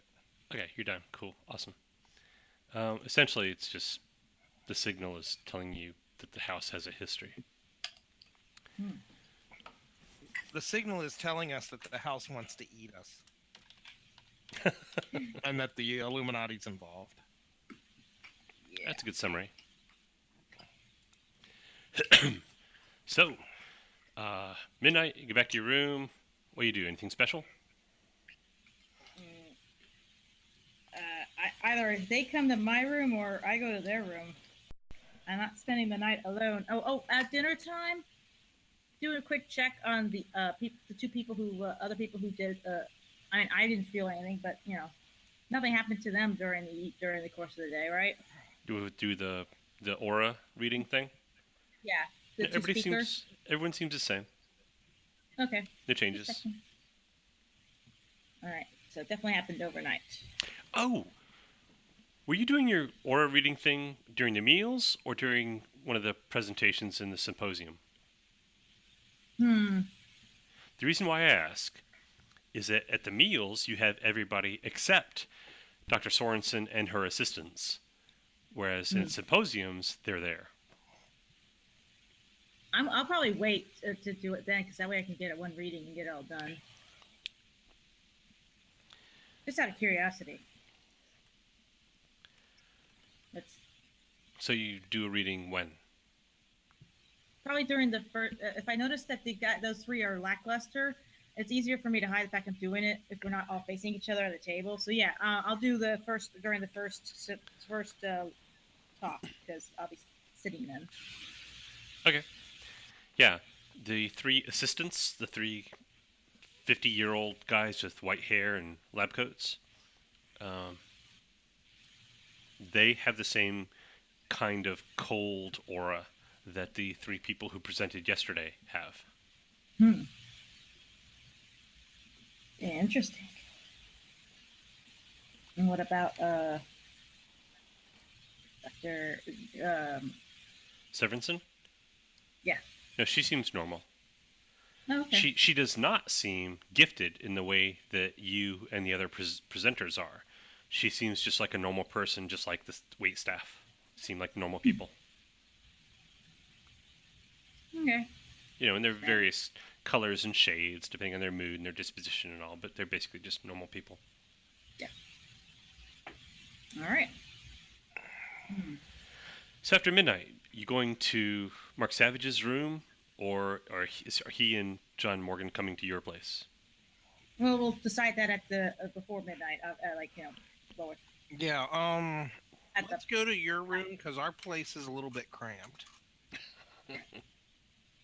Yeah, I have a one nice big comfy bed, but you guys can sit on the couch or say I'm not planning to sleep for a while anyways. All right. All right, cool. You hang out. Around 12:30, there's a slight knock at your door. Hide in the wardrobe.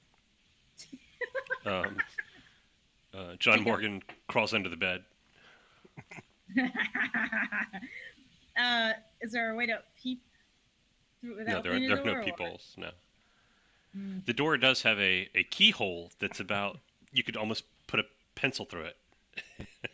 It's a keyhole, but take a peek. Is there a lab coat on the other side?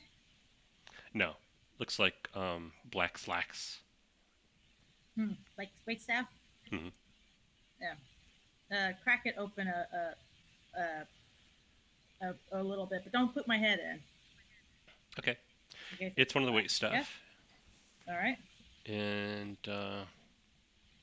she says, I saw that your room light was still on, and I brought you some milk and cookies. Oh, well, thank you. The ones on the left are sugar-free. The ones in the middle are gluten-free. The ones on the right are sugar and gluten-free. And those are chocolate chip. Thank you. Take the tray. She hands you the tray and then leaves. Quick. Yeah. Okay, as long as I'm in here. Narnia? No.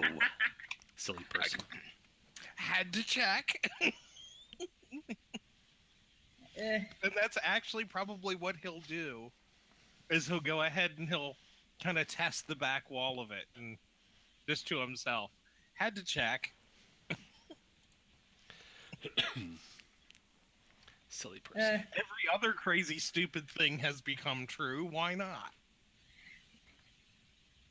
I wonder if there's any sleeping draft in these. What do you think?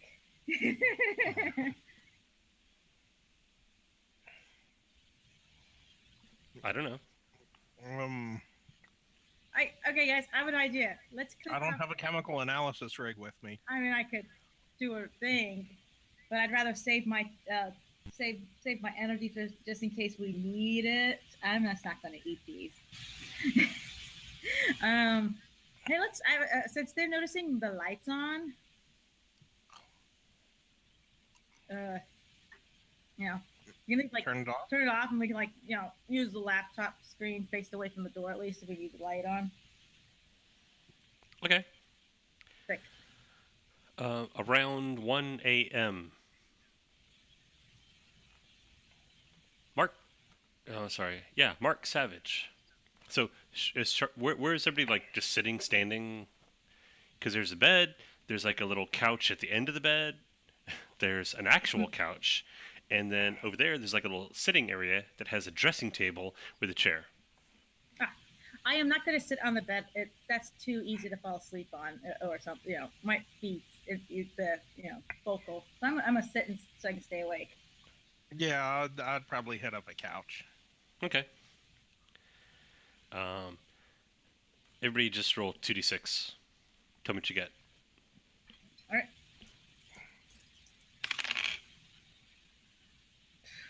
Five. 8. You didn't get 5? a 9? I did not get a 9. Okay. I rolled a 5. Here's what happens. Mark Savage, you're sitting on the couch, evening goes on, and you just kind of doze off. You are awakened when your symbiote does something. And it's sort of like you're like being... It's not like you're being deliberately awoken. It's more like a door slammed, and that woke you up accidentally. Mm. But the door slam is the symbiote covering your mouth and nose. Mm. And as you look around, Okay. you see John Morgan and Charlotte Day both slumped over asleep. Okay, I get a wet cloth or something to... Okay, you Lay go into the across bathroom and you start running water on a cloth. As you're Yeah. doing that, you hear the door to the room open.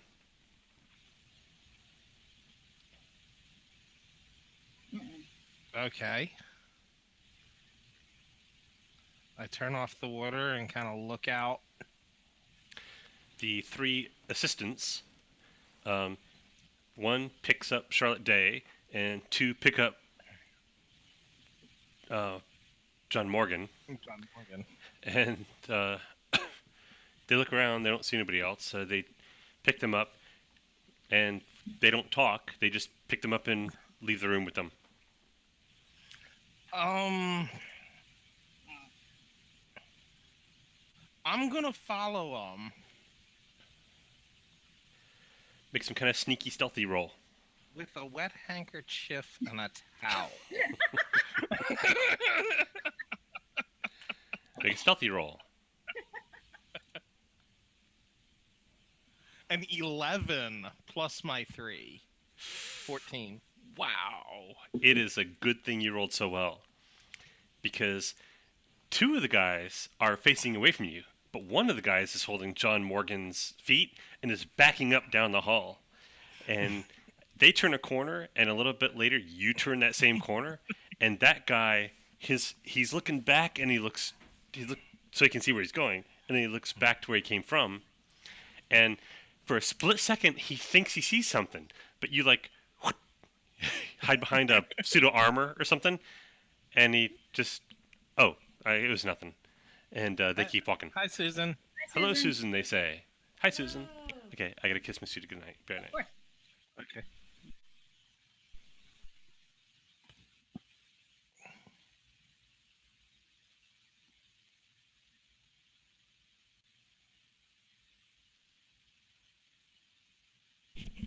Good night, all, she says.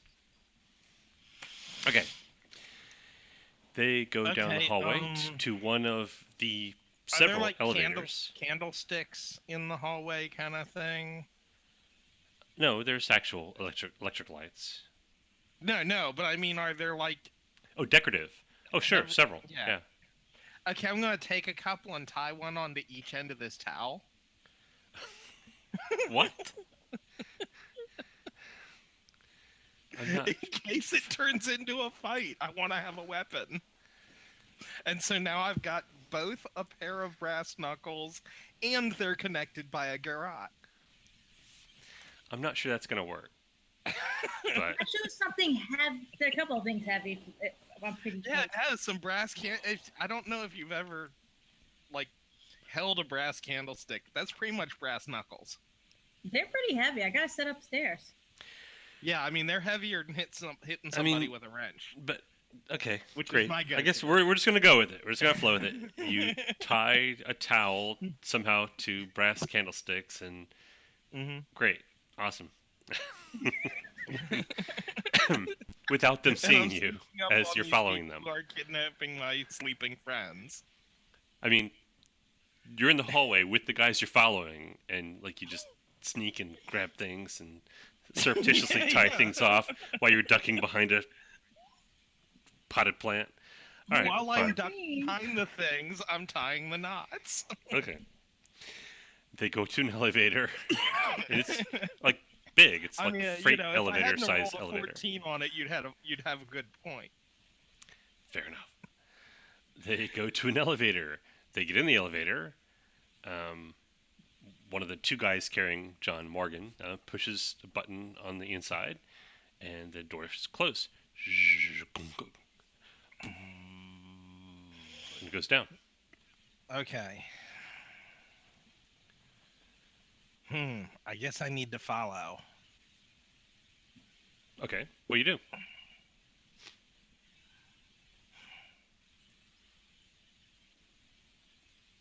Does the elevator have a thing of what floor it's on up No, it above? just says up and down.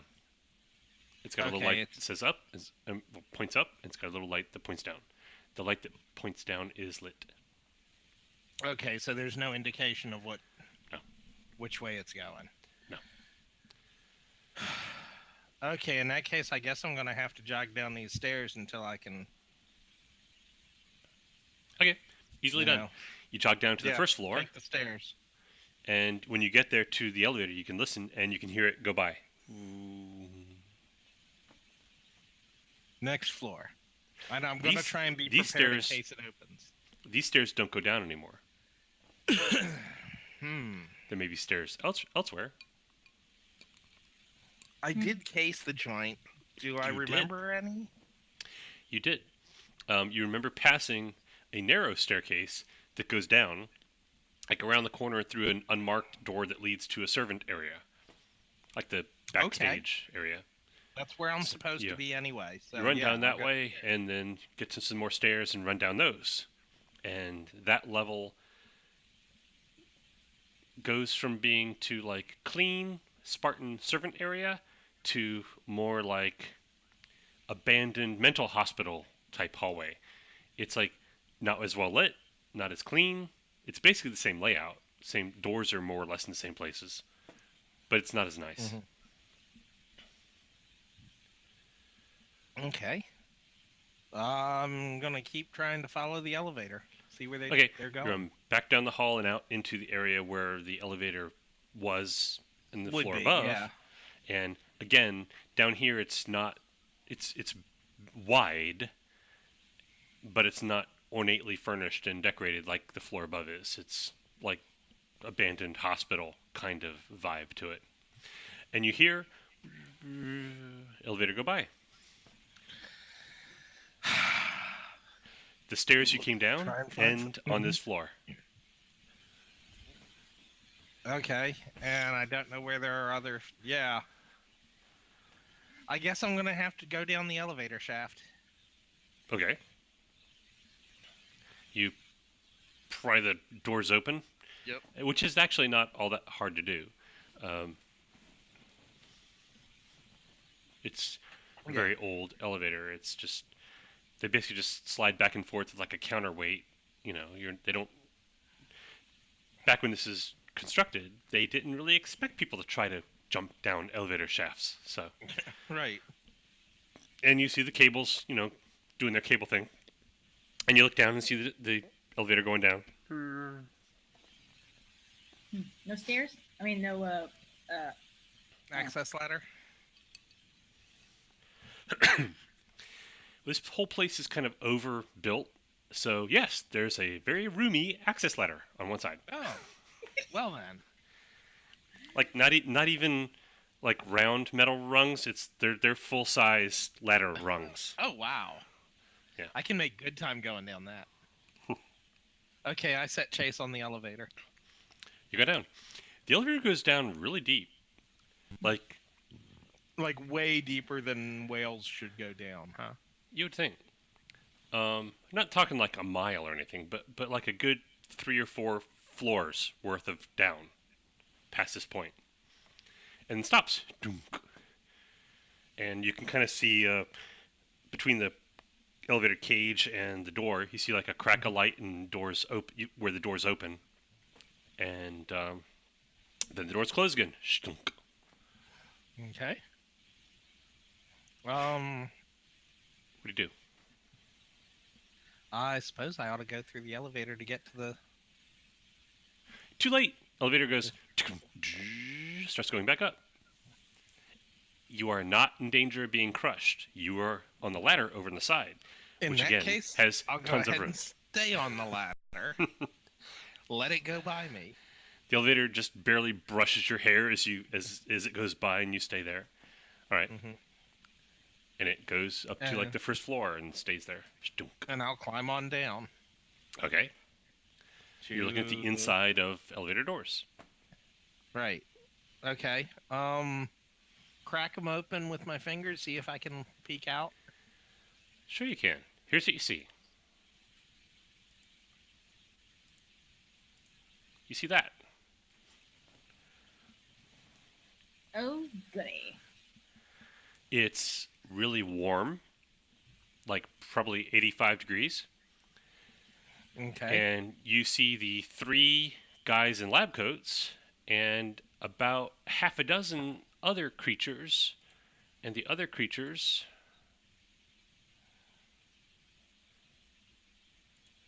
where you at? The other half a dozen creatures look like this.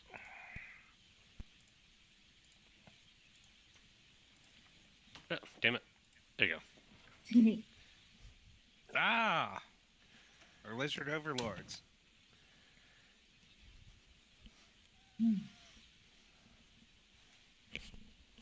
So there you go. Silurian man.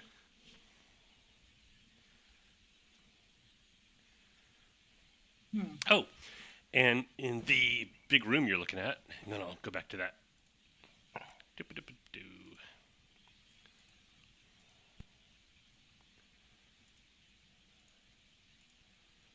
Okay. In the big room you're looking at, in 2 of those big tanks, Mm-hmm. there in one tank there is a naked human being, and in another tank there is a naked lizard person. Both kind of floating there with Ah. like tubes coming down to their faces and mouths. Do I recognize the human being? Human being is one of the people who gave a presentation today. Ah. One of them. And there's some tables, and on the tables you see Charlotte Day and John Morgan and the third person who gave a presentation today. And they're 2 of the lizard people are in the process of stripping the clothes off of presenter number 3. And Okay, so while it's the old lady is in the tank. Yes. Yeah, the Okay. person in the tank is the Polish lady. Okay. And while you're standing there observing or peeking through the open doors, you can kind of hear a conversation going on. Make some kind of eavesdropping roll because they're pretty far away and it's a big room and there's a lot of background noise. Only a 6 on my roll plus a 3 for having teacher's ears. Oh, you can use a symbiote if that would be better. That gives me a 10 total. That is exactly enough. Okay. You do the first roll with your teacher's ears, right? And you can't quite make out what they're saying, but the symbiote can tell that you want to hear. So then there's like a kind of a slidey, squicky, metallic, crystalline kind of growth around your ear, and now you've got like a little parabolic mic around your ear, and you can pick up what they're saying. One of the assistants is saying, no, we can't kill him. If she returns without them, there will be questions. And then one of the lizard people goes, and one of the other assistants says, it doesn't matter. We don't have enough samples to replace these two, to replace him and the other one. Have you found the other one? And one of the lizard people go, it's like, well, he can't have just disappeared. They all have body heat. Find where he is. We know exactly where everyone is. Find him and bring him here. We'll erase his memory. And this one too. And attribute it to alcohol poisoning. The mammals consume vast amounts of alcohol. It's a completely plausible explanation.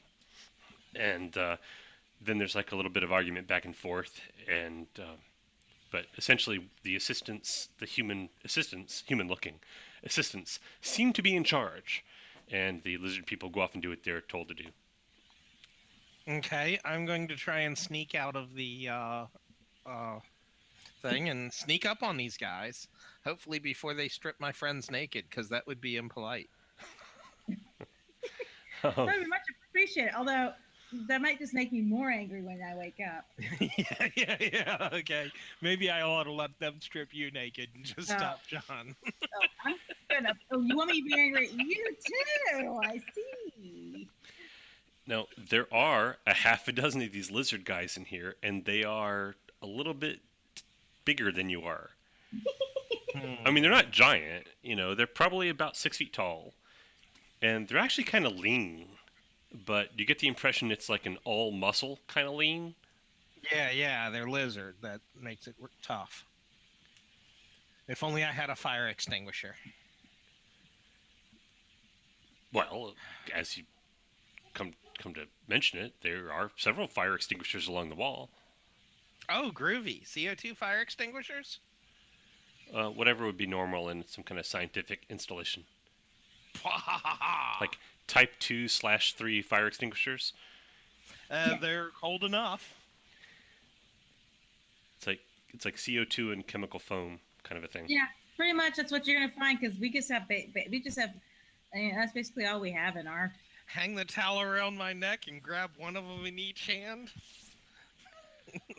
Save the brass knuckles for the humans. As you're sneaking around and trying to hide behind big pieces of equipment and stay out of sight, because there are a lot of people in here to notice you.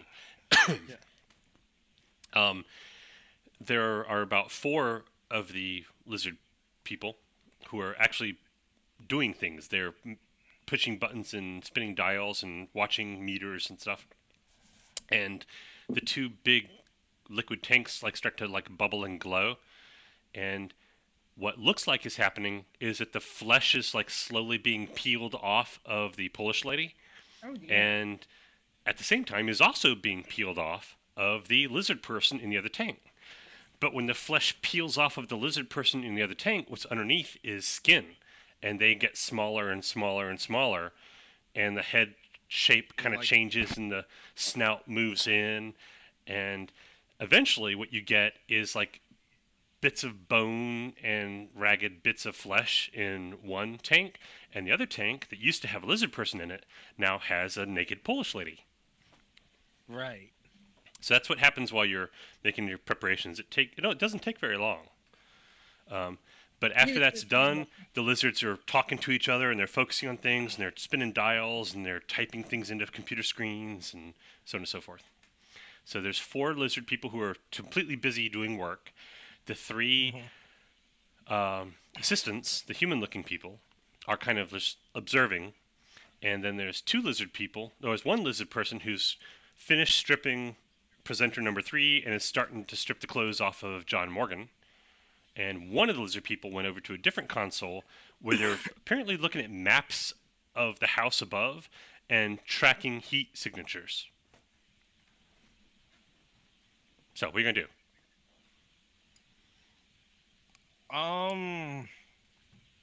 Let's start with the 4 who are busy. Okay. In a perfect world, I would pop up from behind their console.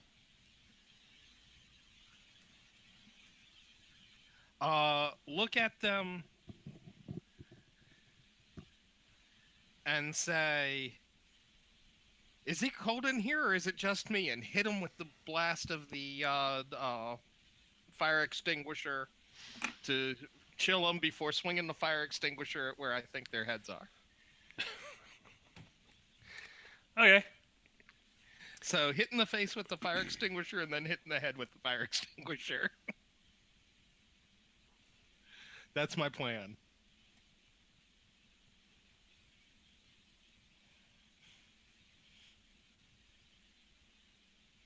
Because I figure if I can take out most of the distracted ones early on, that brings the numbers down.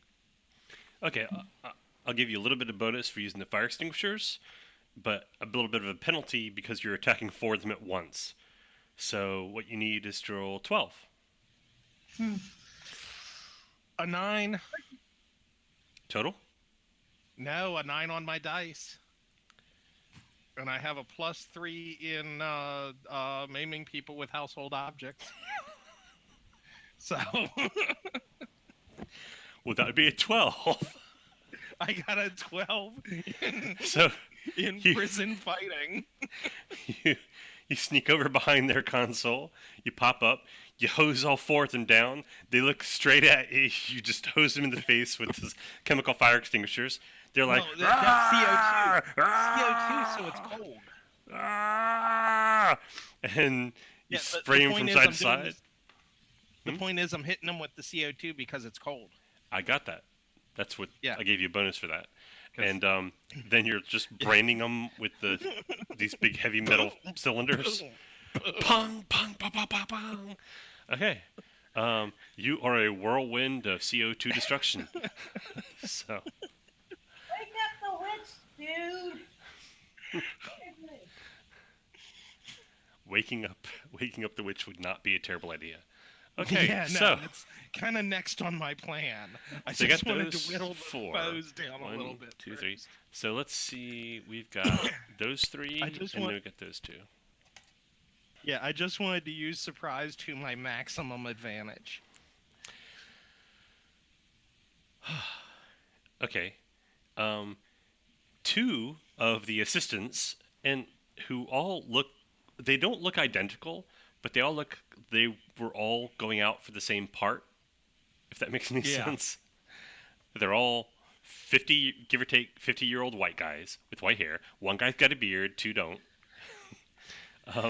2 of them have stethoscopes around their shoulders, 1 doesn't. And they've all got white lab coats on. So it's like they all came to the audition for the same part. Yeah. 2 of them are just like, what's going on? What's going on? And the third one's like, you fools! You fools! It's the other human! Get him! And so then there's that. Way over the outside of the room. Yeah. Go ahead. go ahead. What?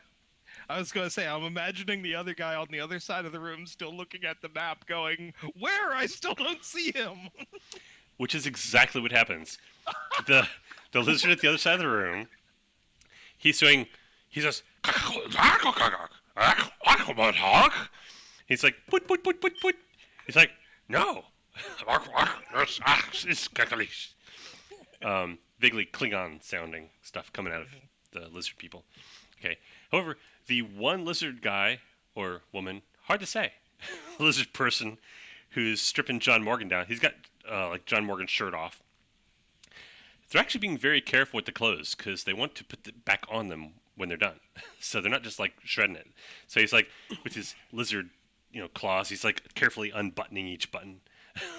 But he gets John Morgan's shirt off, sees this, and it's like, and he like makes a fist and like something on his forearm like like Good eye, Doc. charges up, and he aims to shoot it at you. So I we're gonna- use the charge up noise as warning to Doc. well, you have some cover because you're still kind of halfway behind a. Matter of A, fact, I'm gonna dive toward the. I'm gonna dive behind the control panel. So if he tries to lead me a little bit, he fries his own control panel. This is all your attack on the guys with the Oh. fire extinguishers. Oh, okay. It is all more or less happens at the same time. So Okay, you are I'm still beating technically still beating the hell out of the other four when this happens. them. Okay. So I have forgotten Okay, how I I do gotcha. combat. Let's see.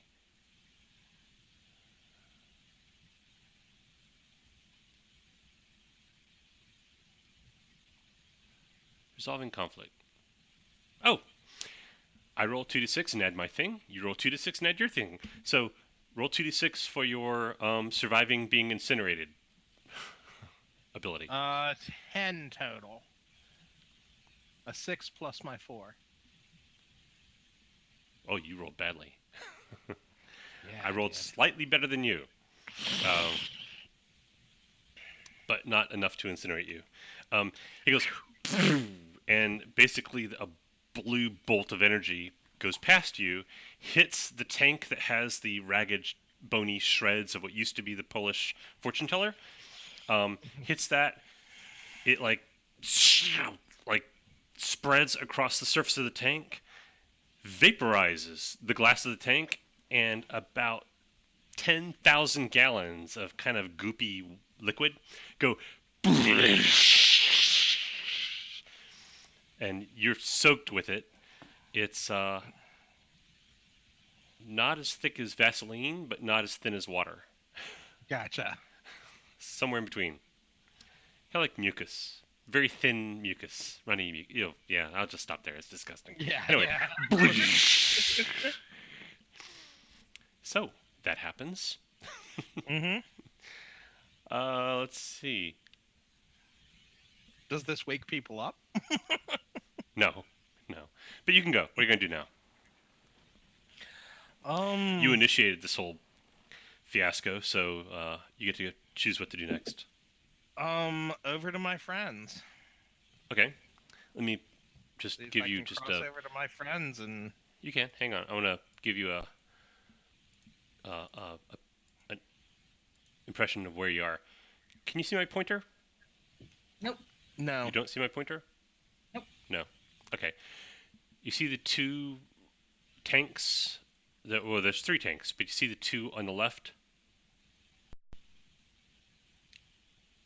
The two on the further left. Yeah, the ones that look like they're further away. Yeah. Okay. Yeah. You basically, on the railing side, is where the lizard people were controlling consoles and things. You came Okay. up from the far side. You snuck around the back and came up on the far side and attacked them. Down in that lower area, past the railing in the middle of the room, Mm-hmm. where you kind of see like there's a guy standing next to a console right Yeah. there between, like adjacent to the two furthest away tanks. Mm-hmm. Okay, That's that's where the tables are with Charlotte and John and presenter number 3. Okay. Oh, and the two guys who are standing in front of what looks like a green fireplace, that's where the assistants, the 3 humans in lab coats, are standing still. Behind them is something that looks a lot like the warp engine from the Enterprise. Gotcha. I mean, not exactly, but you definitely get the impression that it serves the same purpose. It is the warp core. In fact, you kind of have the impression that you're you're inside a spaceship, but that's just crazy. That can't be true. That's just nuts. that anyway. makes me wonder what happens when you throw someone into it. So, yes, you can jump down to that middle section where Okay. your friends are. Yeah, I will jump down because my next goal is trying to stop stop the molestation of my friends. Well, But waking them up would be a good start too. the guy who was undressing John Morgan is the guy who shot at you.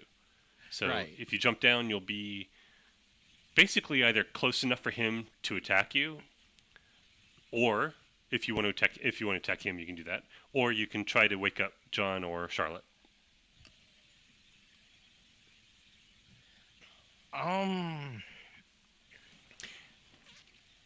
I know what I want to do, but it's probably a really difficult role. Tell me what it is. I want to leap from the railing, throwing the fire extinguisher at Lizard Dude. But leap in such a way that I land grabbing Charlotte to try and shake her and wake her up. Okay. Just like you can, throwing that at him to keep him busy. You can My try goal it. is I'm waking gonna. her up, but my goal is to keep him busy so that he doesn't attack me while I'm doing it. You can try to do both at one time. I'm gonna give you a penalty. That's what I'm saying is I probably want to stick to doing one thing so I don't mess up and slide on this goop on the railing and fall flat on my face. Up to you. What you gonna do?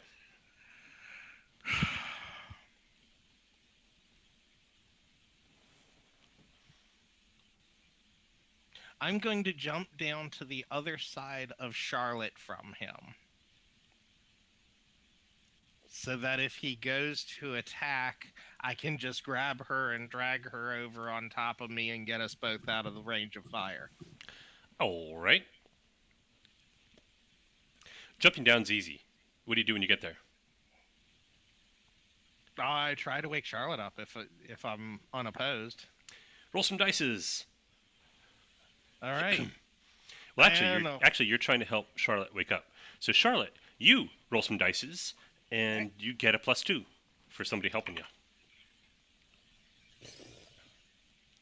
These dice suck tonight.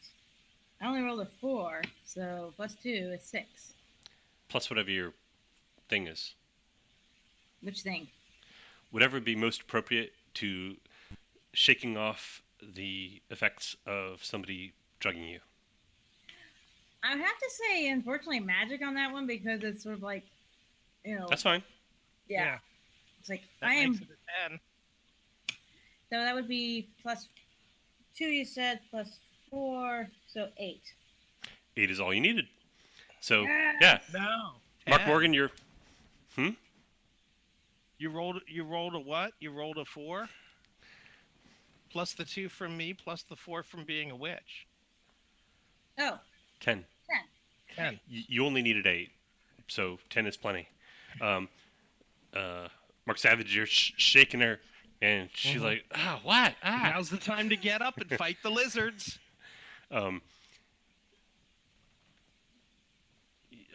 From Charlotte's point of view, it's like you get this impression that someone is reaching out to you and trying to reach you, but there's something between you and them, and you focus your internal energies and you wash that away, and then you wake up. there we go. Yes. So And you're like all the drugs are out of your system. You just wipe those out. Oh, use a weird aspect, yep. weird pool. Yeah, I get one use more one of those. left.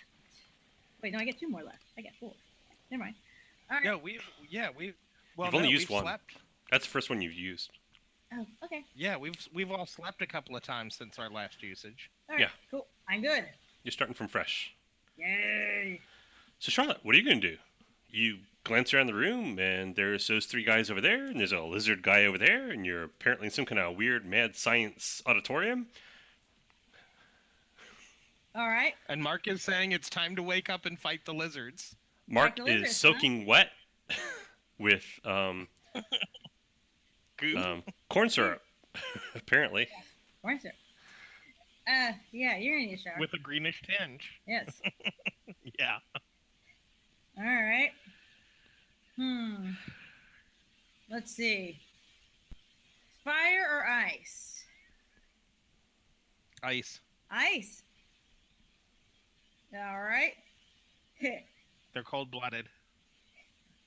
Okay. What's that? What's that stupid Disney movie? Uh, Frozen? Frozen. Frozen. Bitch from Frozen. Let it go. I'm not gonna sing this song, people. Just freeze, people. It's like, okay, you are a block of ice, or just like, or path. If there's multiple people in the way, path, ice. I'm pissed. Anyone in particular? Because you're basically surrounded. Oh, well then. I don't want to freeze my friends, so fan it. I guess. Just try. Well, there's the assistants over by the warp core. I think. Yeah. The guy between you and John Morgan. Ah. And then the security specialist still looking at his scanner going, I still don't see the humans. Well, I need to deal with the guy really close to me. So yeah, you are a block of ice. Roll some dice. All right, not those.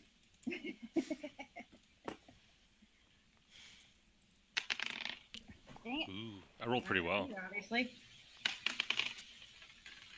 Dang it! What the hell was with these guys? I rolled a 3, so the plus a 4, 7. Wow. Okay. You gestured to cast the ice blast spell. The lizard reaches back, grabs presenter number 3 by like the throat, and holds him up as a shield. And the ice blast just turns this guy who gave a presentation on auto parts, shipping and receiving of auto parts. He's just entirely cased in ice, and the lizard guy tosses him aside, and the guy hits the ground and just kind of slides. He doesn't shatter. He just, because I'm not going to be cruel, but he just hits the ground and slides across the floor, and lunges at Charlotte because you're right there. Why not? So. Roll some avoiding being brutally mauled. Oh, I rolled really well. I rolled really well too, thankfully. I rolled a 10 plus what would be good for that. Cop's daughter, I guess, would be the better one for that. His self-defense and all that. So 12. I got 13. So I need to, when this combat, the attacker needs to meet or exceed the defender. So if I got a 12, I'd still hit. So so next time use your forensic pathologist because you know how the most damage is done.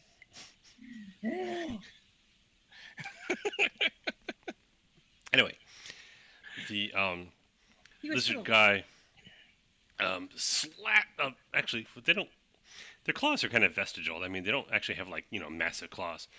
But he just boom, bats you across the face with a big heavy lizard fist. You lose 1 out of your health pool. All right. Meanwhile, the assistants scramble. One runs over there. One runs over there. One runs over here. And they're opening up drawers and pulling out weapons. Or possibly tools. It's hard to tell because it's like science fiction-y looking stuff. But one guy clearly is a weapon because he aims it at Mark Savage. And he pulls the trigger, and a blast of blue energy comes toward Mark Savage. Mark Savage needs to make some kind of not being incinerated roll. A 6 on the dice. Total? Well, total? no, just on the dice. What's total? So 10 if I need a 10, I use the symbiote. Symbiote gives me 10. At this point, crystals start erupting out of your skin, and you start being coated in this crystalline armor. Mm-hmm. And a blast of blue energy like hits you square on in the chest and just kind of it like melts some of the crystals that instantly recrystallize, so it does nothing to you. The other two guys get out weapons and let's see, who are we going to attack? You were the... I think we're going to attack Charlotte. Okay. The other two guys get similar weapons and aim them at Charlotte. Charlotte, make 2 avoiding being incinerated rolls.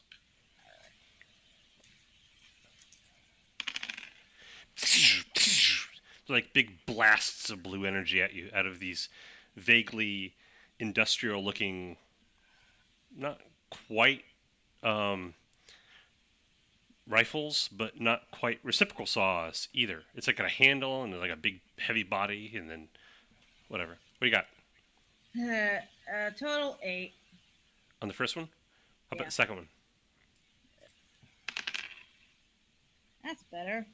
I rolled a 10, so that's 3, so 13. Wow.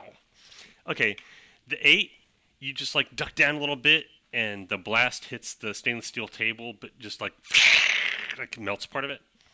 The one you rolled crazy high, the guy has you dead in his rights, and you duck, and it hits the lizard guy behind you, and he it just disintegrates into bundles of blue energy that just kind of like and dissipate. So, Yeah. down one lizard man. Let's see, got those guys. Oh, guy over at the console. At the console, still looking for the human. Well, he's kind of hard to miss now. So he turns around and he looks at you guys and sees that there is a melee afoot. So he runs toward you guys, jumps over the railing, and heads toward Mark Savage and goes to tackle you. Make an avoiding being tackled roll, Mark Savage. Okay. I will tell you, I rolled pretty well. I didn't. Snake eyes. You were hit like a freight train by about 160 pounds of lean, mean reptilian muscle.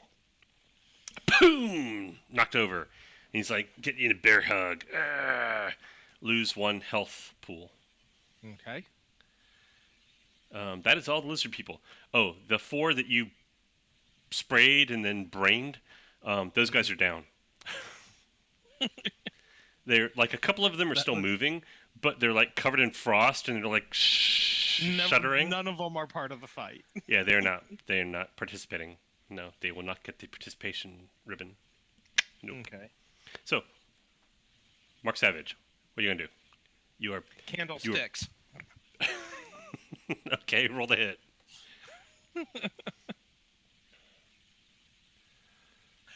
An 11 on the dice plus 3 is 14. Very nice. That Makes is up for that snake eyes. more than enough.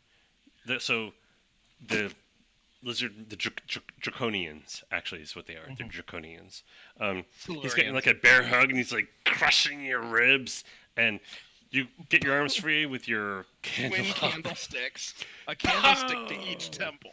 Boom. And boom, and just knock him straight out. So he's just he's just out of the fight. Yay. Charlotte, what are you gonna do? All There right, are 3 guys in lab coats still with crazy evil blaster guns aimed in your general direction.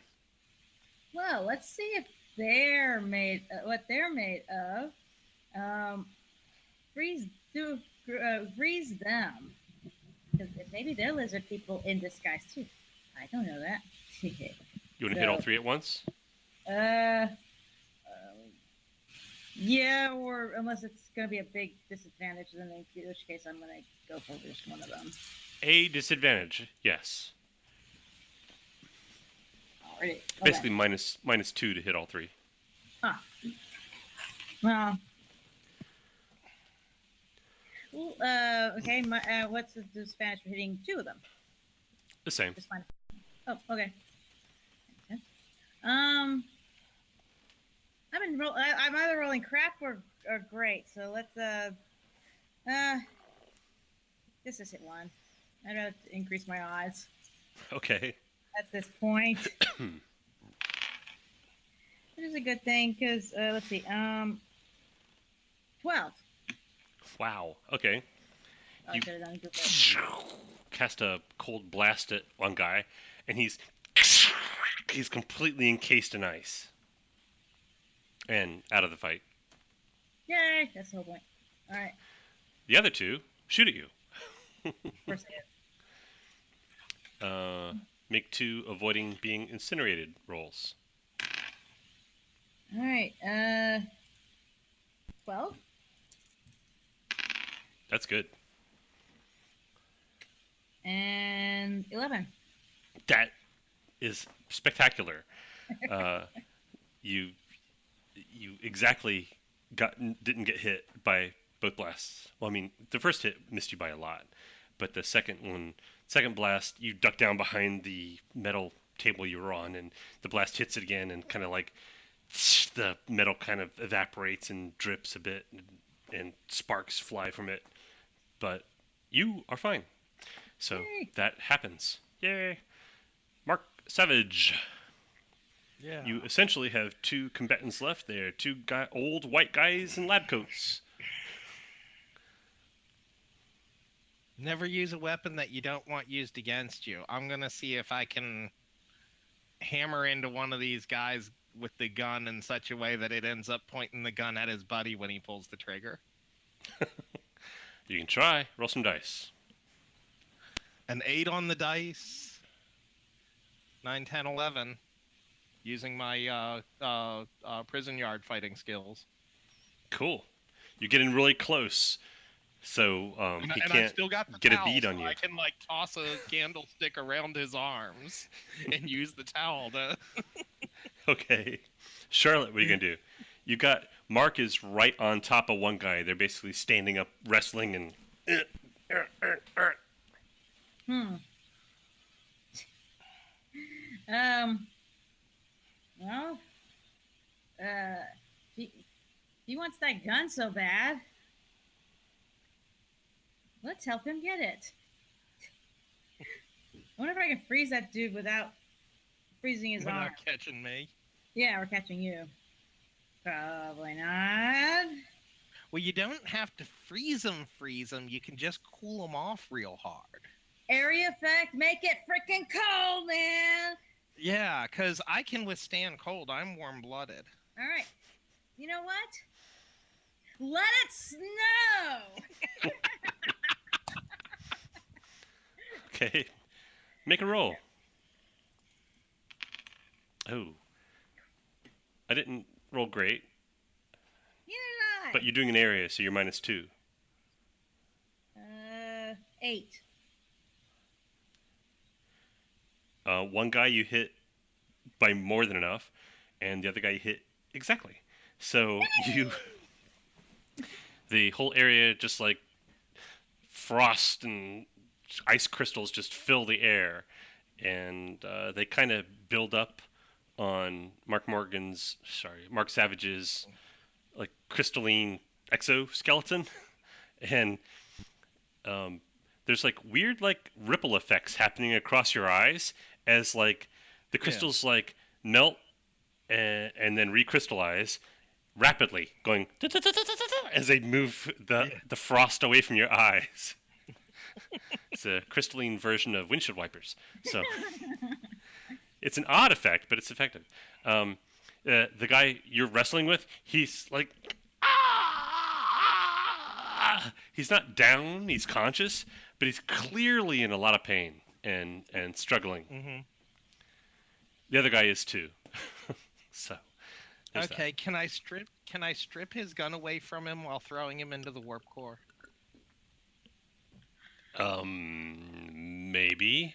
Just like you, get you him moving. hang on that to way the gun then and like I swing stop. him by it. Yeah. Yeah, I want to see that. Roll and tell me what you get. A 5 on the dice, so an 8 using prison yard fighting. Okay, you hang on to the gun. The guy doesn't really have much choice but to hang on to the gun because he's like kind of like. But you swing him hard enough to get him off of it, but he doesn't like fly into anything. He just kind of like flumps onto the floor, the icy floor, and kind of like tumbles and then slides and hits the floor, the bottom of it, where the floor hits Oh, well. the wall. Close enough. But you know how you have their outer space lizard blaster gun? Yeah. I now have a blaster rifle. Ho ho ho. So, that's your deal. Are there any other targets? There's the one guy who still has a blaster, who's struggling, but he like turns in your direction. He's gonna try really hard to shoot you. Oh, make a don't get incinerated roll with the symbiote. For a total of 8. Not very good. He Do I take a manages to second get health off. level? Oh wait, actually, I forgot. I've got a penalty because of the whole being frozen thing. So Oh. he turns toward you and he aims it in your general direction. It like hits the console next to you, and like about a 2 by 2 foot area of the console glows blue and then kind of like explodes into blue energy that kind of evaporates once it gets a couple of feet away. And then you've got kind of like a hollow, burnt, melted place in the console next to you. Oh, is that console important? Let me see. Probably. I'm gonna roll some dice. Low is bad. Okay. A whole bunch of little red lights start lighting up. Beep, beep, beep, beep, beep, beep, beep. Beep, beep, beep, beep, beep, beep, beep, beep, beep, beep, beep, beep, beep, beep, beep. You've basically won. You're in a clone. I'm calling it a clone lab, although they're not technically clones. It's more of a body snatcher lab. And Yeah, no, I think. Well, I ought to melt the face of the lizard that looks like the Polish woman. oh, she's still in the tank. Yeah, She's yeah. got Ought to. Tubes ought coming in to- her mouth. But That's she's fine. awake. She's awake, and she's watching you. She's also a lizard person, so she gets her face melted. So you shoot the blaster at the tank. Yeah. It hits the glass or the polymer or whatever the tank itself is made out of, and then that just vaporizes the solid, and then the liquid goes out when the wall of the tank is no longer there, and she falls and hits the ground and like slides out along with all the water. Okay. I'm Melt her face. gonna say that stuns her. Oh, and you shoot at her again. Yeah. Melt her Okay. face. She's She in is no a position. She is a lizard person body snatcher. She's in no I saw position it to happen. protect herself. She like pulls the tube out and in broken English, she goes, "No, wait," and you go, do you hesitate? Oh. I saw her get body snatched. She was nothing but rags and bones. Yeah, she's an evil thing pretending to be good. You hit her with the blast of the blaster, and she basically explodes into a ball of blue energy that just evaporates. Yeah, I this character is not a moral softie. If it makes you feel any better, yeah, she was totally a lizard person. Yeah. So This character is a moral softie. As soon as all the combatants are out of the way, she goes and takes and defrosts the unconscious guy she just frozen, and First, heals hang him. them over the warp core so we can drop them if we don't like their answers. it's not like it's open. It's not a fireplace. I mean, it's not like you can like reach in and touch it. It's there's like big walls of quartz and whatever transparent Oh, aluminum okay. and or whatever. in I front of it. was thinking like the big empty space with the huge tube that goes down 3 stories and No, I One was of talking those. about the human I accidentally froze because somebody put him in front between him and itself. oh yeah. Oh, the guy the lizard held up as a shield and then tossed aside. Yeah. Yeah. You warm that guy up and he's thawed out Heal him. and he's still unconscious, but it's because he's drugged. Yeah. Heal him of any frostbite, that sort of stuff. Okay. And he's naked. Yeah. So Well, that we could. Oh, come on. What's another naked body? At least this one's alive. His clothes are right there. We're good. yeah. The Seriously, clothes have been very carefully removed and stacked next to him. So Hey, it's better than what we do. We usually just cut them open. Yeah, do we know where it's his the room is? it's the cop from Minsk Oh. in Russia. Oh, in that case, can we redress him and put him back in his room? We can try. Or we can just find Make a him- random room and stick him in there. Make him think that it's all just a dream. Stick him in a servant quarter room. That way, maybe he wakes up like, "How the hell did I get in here?" Do what I do. Okay. Stop drinking. Okay, but on behalf of John Morgan, I have to say it. Okay, What? but we're putting his underwear on backward. Yes. Let him figure that one out. So you have unconscious Russian police detective. You've got unconscious John Morgan. Mhm. You've Try to got wake, what? try to wake up John Morgan. Yeah. I need two men. I need two conscious men. Okay. Yeah. You can flush the poisons out of his system, do like a cleansing spell thing. And he wakes up and he goes, "Ah, what the? I drank a lot more than I realized." So, so he's awake and puts on his shirt, tucks it in. And then what? Let's lug the Russian guy upstairs and find a bedroom to put him in. Yeah. Okay. If we knew what room he was in, I would put him in there. But if we don't, let's just make it funny. Okay. You go upstairs, you find an empty room, and you put him in it. I was gonna say, put him in the Polish woman's room. That requires knowing where that one is. Yeah. And let's not. She left home early. She left early. Yeah, there we go. Yeah.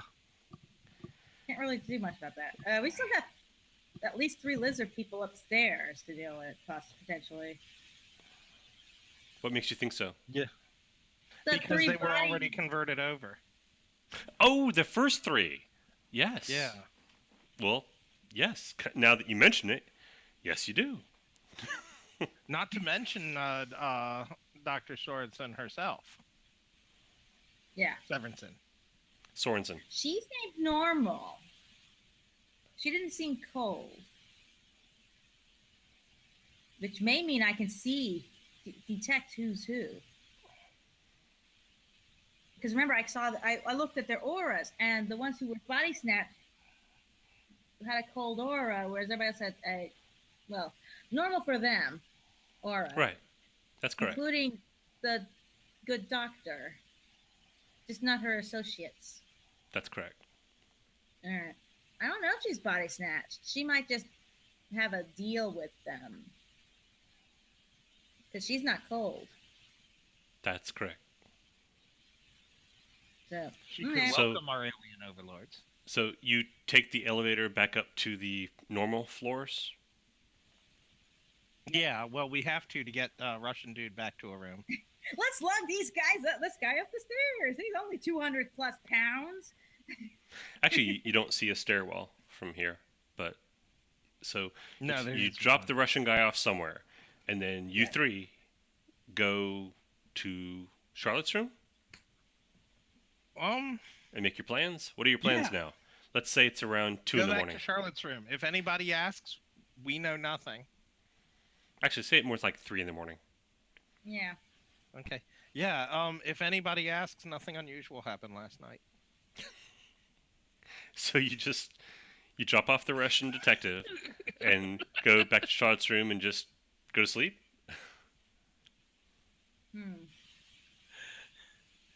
I'm not sure if I'd be able to sleep after that. Yeah, honestly, if we're going to sleep, we have to sleep in shifts. Yeah, going to sleep after being shot at. Yeah. Is difficult. It's a restless I'm going- night. I'm you, going to rest. you Yeah. rest. Morning comes. There's breakfast in the dining room. Go down to breakfast. You go down to breakfast. Like nothing happened. The Polish lady is missing, but everybody else is there. The police detective, he's looking kind of hungover. Because he did not have somebody wipe away the drugs out of his system as you guys did. So he's actually kind of hungover from being drugged last night. He's like, oh, bоже мой. Sure. Too much Coffee. vodka. Two coffee. Two coffee. Yeah, unfortunately, I did that on purpose because I wanted him to believe how he drank too much, and that's how he ended up in a snake bed with his clothes on, really funky. Generally, people Too are much vodka, Господин? people are the people who have not been replaced by lizard body snatchers are the same as they were yesterday. They are upbeat and stuff. A couple of people ask, has anybody seen Olga, the the mentalist from Warsaw? And a couple of people like, no, I haven't seen her. Maybe she slept in. But people just shoot the breeze and stuff. Then there's the first presentation, which is one of the people you have met several times, and I'm not going to go into it. However, when the presentation starts, what normally has happened is Dr. Sorensen and her 3 assistants come in and do the, thank you so much. Our next presenter is so-and-so. They're going to talk about this. And then she sits in the front row with next to her assistants, and the person talks. This time, the presentation is due to start at, let's say, 10, 10:05, 10:10, 10:15. The lady who's going to do the presentation, who is a chemist of some kind from University of Florida, she's just like, should I start? I mean, are we still waiting for Dr. Sorensen? And around quarter after, Dr. Sorensen comes in, and she has anyone seen my assistants, the 3 gentlemen in the lab coats? And nobody has. And she's like, well, I suppose we can start. So she goes up and she does her little spiel. We're going to hear from so-and-so, and there you go. And then she sits down, and so-and-so gives her speech, and she shakes her hand afterward and asks a couple of completely mundane questions. And then it's lunchtime. And you guys have lunch. If I find the thermostat to the place, I'm gonna bump the air conditioner down to like 65 or something. Okay. It does have central air. It has been thoroughly reconditioned, refurbished. Has electricity throughout and central air.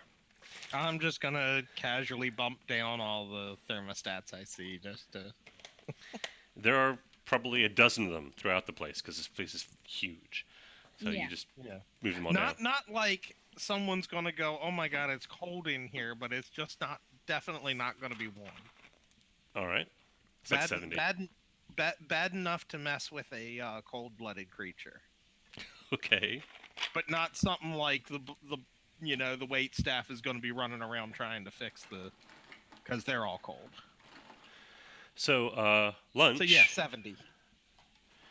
You're about halfway through with lunch. Lunch is, again, only the presenters.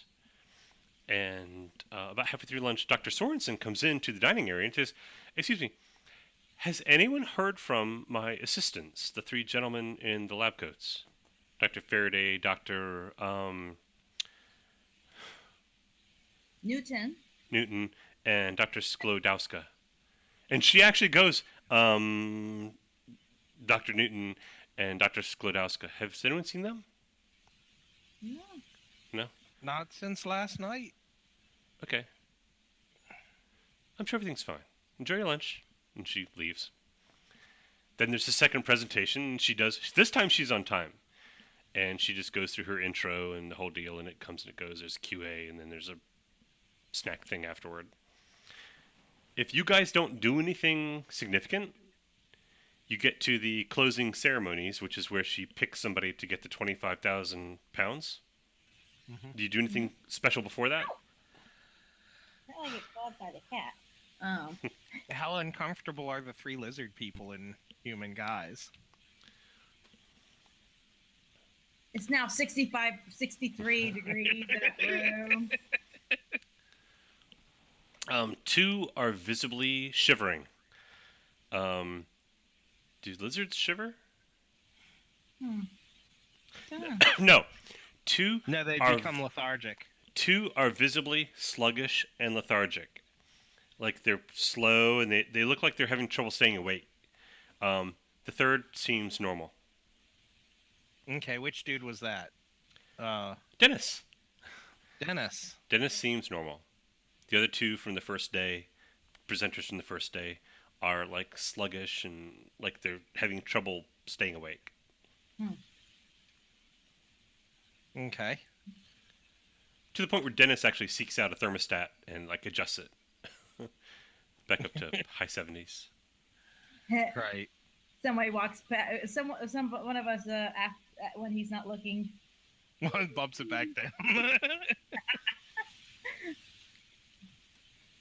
Okay. Did we do anything else? I mean, other than like sneaking down there and blowing up their warp core or whatever tonight. Yeah, there is that. It's either that or get buddy with the one or all three of the people who gave the lecture tonight and sit in with them. Yeah, well, no, it's the 3 lectures today, closing ceremonies, and then we all go home in the morning. Yeah, that Right. still gives them time to capture these 3 presentations and. I don't think we left them enough people to capture 3 people, and Very true. I mean, their control panels are smushed, their back to tanks are done. Most of their people are melted or frozen. Go back down there once things end because we don't want to do it now while people are awake. So it's not too. We don't want human witnesses after all. Wait till afterwards and head back down there and see what happens. Okay. After the closing ceremonies, where she gives out the £25,000 check, or Yeah, I'm Okay.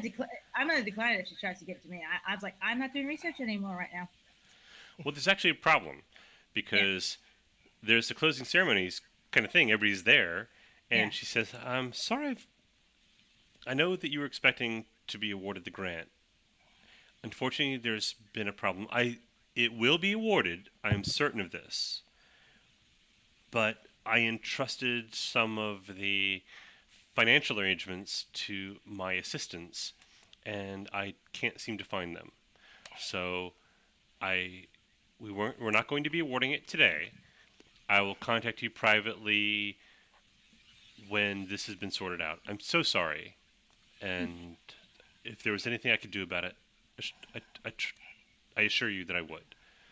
And a few people are like, "Oh, this is bullshit," and a few people are like, "Yeah, okay, that makes sense," and other people are like, "Well, I didn't expect to get it anyway, so whatever." so, but she thanks everybody for coming. She's thoroughly enjoyed all of your presentations, and she wishes you the best of luck in your research and wherever it may take you. And that's all there is for that. And then you've got more meet and greet, and then there's bedtime, although no one comes around to tell you it's bedtime, because it was the assistants who were doing that, because the servants don't care. Yep. They went. They're off doing their own thing. They've got their own schedule, and what you guys do, they don't care. Yeah, so basically the question is, how high do we want to blow this joint? Not too high. We still have humans in here. Lots of humans. Staff. So we just want to go back down there, use their rifles to melt a few things. Yeah. We did bring one of those up with us, didn't we? Oh, at least one, if not all 3. One of them is embedded in ice, so. Okay, then. Okay, fine, 2. Yeah, well, let's put it this way. The next time the dudes in the gas mask try and kill me, I want to shoot them with one of these things. Yeah, well, we're keeping these, darling. Well, you guys can keep them. I have my own means. But I'm sure Lloyd's character. John Morgan. Yeah.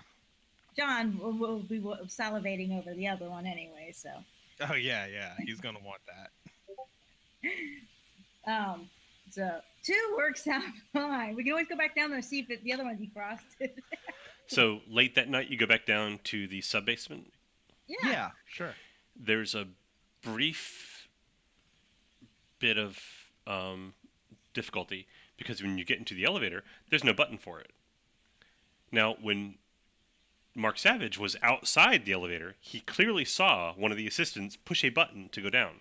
But when you're in the elevator, you don't see anything below 1. So, there's B, but that's the basement that is not where you're going. It's just a basement.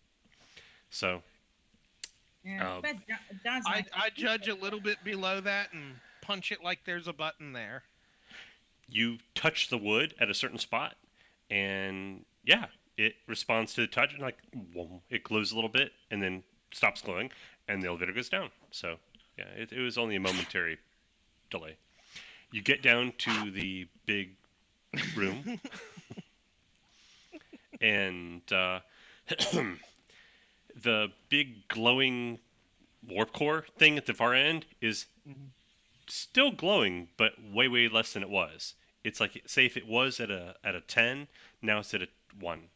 It's Okay. like just it's like minimal, and all of the consoles to the left of it have like a bunch of like flashing red lights and messages on screens that you can't read. Mm. And basically the whole thing is like the power's gone out and the emergency lighting's on. So it's Okay. darker, but there are individual lights that light up like walkways and a couple like access panels and things like that. all right. Well, I don't want this to be Christmas at Ground Zero, but have fun. Yeah, we definitely don't want to leave them with this kind of thing. Oh, and all the lizard people who were down here are apparently dead. Okay. Nobody got up and That's- walked away. Yeah. It's also still really cold. Shovel them into the incinerator. Yeah, Like, I it's didn't not- release the it's- the. I didn't undo my cold. There Use them as biomass. we go. So you're doing what? We're using them as biomass to generate power. Well, it's not a coal furnace. You can't just open up the door and shovel things in.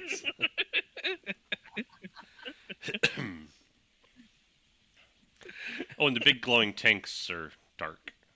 Even Yeah. even the one that's not broken, it's dark. Yeah, we do whatever we got to do to ruin that one too. Okay. Yeah, There's ruin that one no too. point, no point in leaving them with anything good, right? Yeah. Oh yeah. Get the defrost just enough to get the third gun, because no point in leaving that behind. Even if it means, even if we figure out the self destruct and let it explode somewhere.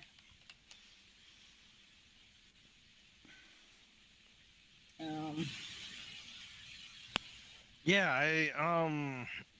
I mean, we could scrounge around in the kitchen and find the stuff that it takes to make a bomb. You need a bomb? I mean, we could chlorine, gasoline, a little bit of ammonia, all that stuff that you could just find in anybody's kitchen, right? Yep. Yeah. Big explosions when they come together. Okay. Hell, Or yeah. see, this is where we need John Morgan, because this is really his specialty, is the chaos. I'm gonna Chaos and take a chaos, wild ruining, and guess. empathy are kind of his thing. I'm gonna take a guess and say that he would probably want to make the warp core implode, Yeah. Sure. but not like full on explosion, like take out all of Wales, Tiny but one. just hiccup enough to blow out this room. Yeah. We're just gonna say he can figure that out. Yeah. But just to be on the safe side, he thinks you should probably be out of the building when that happens, because there's a whole building above this, and Maybe we can Yeah. time he's not a architect, so he's not really sure how the load-bearing members are going to react. How good is he at timing? Because if he can get it to set off, say, at about 15 minutes after the other guests leave, Should be doable, yeah, at least, probably, maybe. preferably, like, let the humans escape, besides us, in addition to us. Or we're gonna have to Yeah. tell all the servants to leave because I mean I don't really Yeah. want to kill them. Well, They then- probably don't know what's going on. Can we set it to go off like Tuesday evening? Why Tuesday evening? Why is that better? Because they got train tickets to head back home on Tuesday. Oh, Gets the, oh, they're out of town help. Yeah, Okay. yeah. Sure, that's fine. I can do that. that works. And then we just hang out and head out late and let everything, make sure everything blows up nicely. So John Morgan works on that. Meanwhile, the 3 who were already replaced, what do you do with them? Or just let them go? That's the real question, because we really ought to take them out. But Yeah. But because they're If you- totally lizard people. what? Go find them?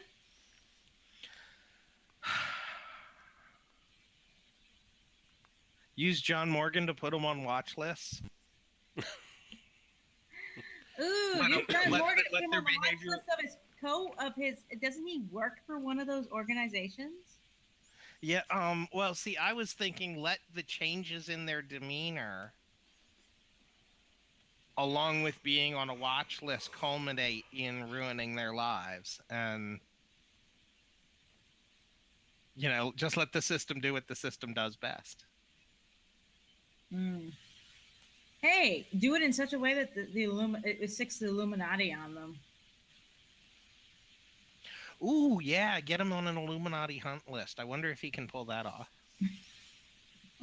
Or like I said, the group he belongs to. He belongs to a group already, the same group. you Yeah, belong to. he belongs to the media arm of Orochi. Duh, and he's chaos and IT. Oh my god, seriously. We'll let Lloyd decide if he's going to do something like that. Yeah, let's. Let's leave that It's till 10:30. later. But you do know who they are, and you do know where they live. Yep. So if you Mhm. decide to do something about them later, you can probably track them down. In the meantime, 3 lizard people disguised as humans with some kind of gift are released back into the general population. Yes. On because Tuesday morning- I'm not into cold murder. On Monday morning, all the other presenters all leave. On Tuesday, the rest of Monday, the servant staff basically just do a sweep through the entire place, clean everything that was used, make the beds, fold up the sheets, wash the sheets, all that stuff, clean up the kitchen. Basically, they set it back to like reset to how it was when they got there, and they all take off Tuesday morning, and the place is empty as far as you can tell. Oh, Dr. Sorensen, Tuesday morning, is going to leave with the various servants. She's got her bags packed. She's heading out. Okay, we can. Are stay you with that. hiding the fact No. that you don't leave Monday? No, I'm hanging out to keep my date with that servant girl. Really? She's She's not. It's- No. she, no. she's not into you, It's- man. It's No. as good. It's an excuse. Okay. Okay. What's near? Okay, dude. 1 minute. What's? Come on, I got a good excuse. No. Don't. No. What's What's nearby? Not a town lot. It's like rural Wales. Yeah, Okay. yeah. There's like big fields where sheep graze, and there's like a little town. There's a pub. There's a shop. You know, maybe there a are coal mine or people two. in houses of around the landscape. Nothing a tourist would do, like wander around or whatever. I mean, maybe, but I mean, it's not like a big tourist attraction. No. All the better. I hate tourist attractions. So your explanation why you haven't left yet is you're just gonna tour the Wales countryside. which is exactly what we're going to do. Let's get off sites, not and just stay nearby.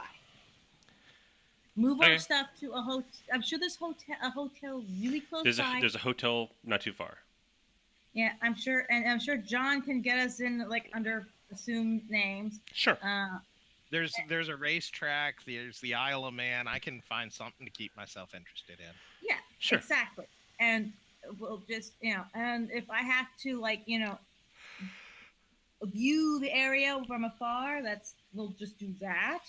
And that way we're not in sight, and they can just think nothing's wrong. We'll leave on Monday, but we'll stick around till Tuesday nearby, and then come back on Tuesday and see what happens. Okay. When you come back on Tuesday, the various servants and stuff have almost all left, and the last couple are just getting their bags ready and loading up the cars and getting ready to go, or loading up a taxi and getting ready to go. Oh yeah, it's 20 miles from the racetrack. Okay. Yeah. I don't want to be seen. I just want to be stay within sight of it. Make sure it. And the last person you see leave is Dr. Sorensen, who loads up her suitcase into her Jaguar and gets in it and drives away. All right. Okay. You guys want to follow? You want to follow her, or do you want to wait and see? I mean, I'm sure his timer's going to go blow off and go poof. Anyway. Yeah, we could blow the place now and then go chase after her. Well, he's got a timer set in. So. Yeah, sure he's bright enough to have a command line that he could execute it early if he wanted to. Yeah, he can trigger it remotely if you're sure everyone's out. Let's. Yeah, that's the thing. I don't know if everybody's out, but you can go see if the doors are locked. The doors were locked. All right, and everybody came out through the front doors or whatever. Or the garage. Yeah, or the garage. Check those. Everything's locked up. Let's just get out of here and blow up. I mean, it might have been better to blow it and follow her, but she's probably about to disappear anyways. So, you want John to trigger the warp core implosion? Yes. Sure. Okay. He triggers it. You wait to a count of 15 or 20, and he's like, it really should have gone off by... And around that time, you feel the ground, just vibrate. And that's all. The building doesn't collapse. It stays where it is. Beautiful. Encore, encore. Right then. Awesome. All right. And now to set chase on the lady. Now, I have to say, for all of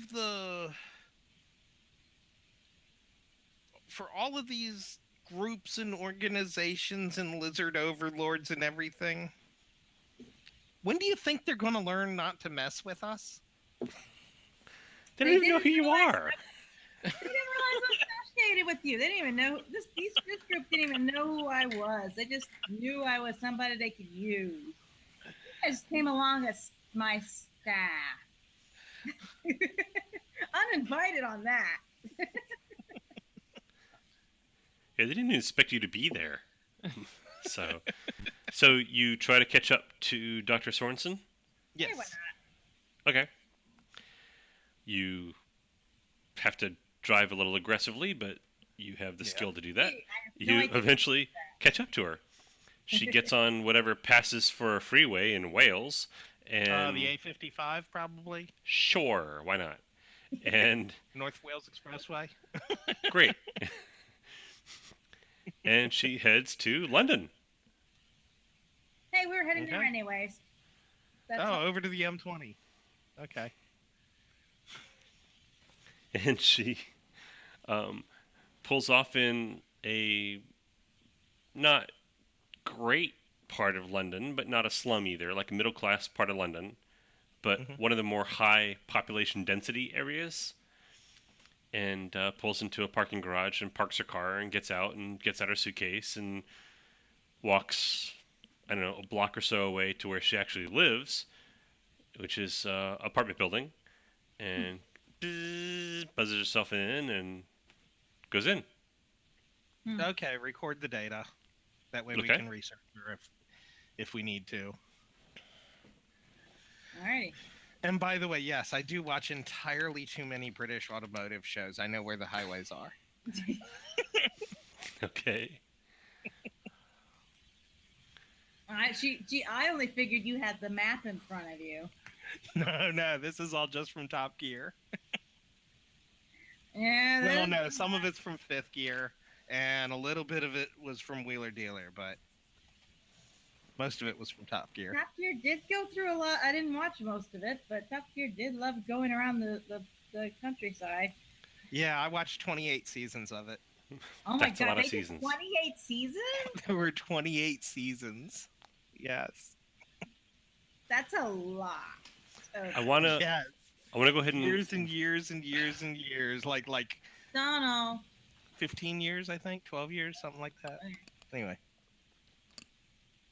I want to go ahead and wrap up this, but I want to know what you do about Dr. Sorensen. I'd rather not leave that dangling. Okay, definitely do the research on her. See if she's like their patsy or their leader. Well, you know where she lives. If you Yeah. I'm cross-reference assuming that, she's you've got John yeah. Morgan. He looks it up. Apparently, that address belongs to someone named Joan Clark, who is an actress. Ah, You She's now a that you have the paid name to actress. now that you have the name to cross-reference, you can actually pull up her like headshots and what kind of roles she's done. She mainly does stage work. it all makes sense now. Yeah, that explains why she couldn't play the role of a scientist to fool a scientist. Actually, she did remarkably well. She did, if you were but paying attention. but you were paying attention more than most, so. She did a very good job. Yes. Mm-hmm. All right. So she's just. So an if we ever need an actress to play a role in one of our little escapades, we know who to call. Mm-hmm. All right. Well, there So you we go. leave her be for now, in case we need an actress. Good to know.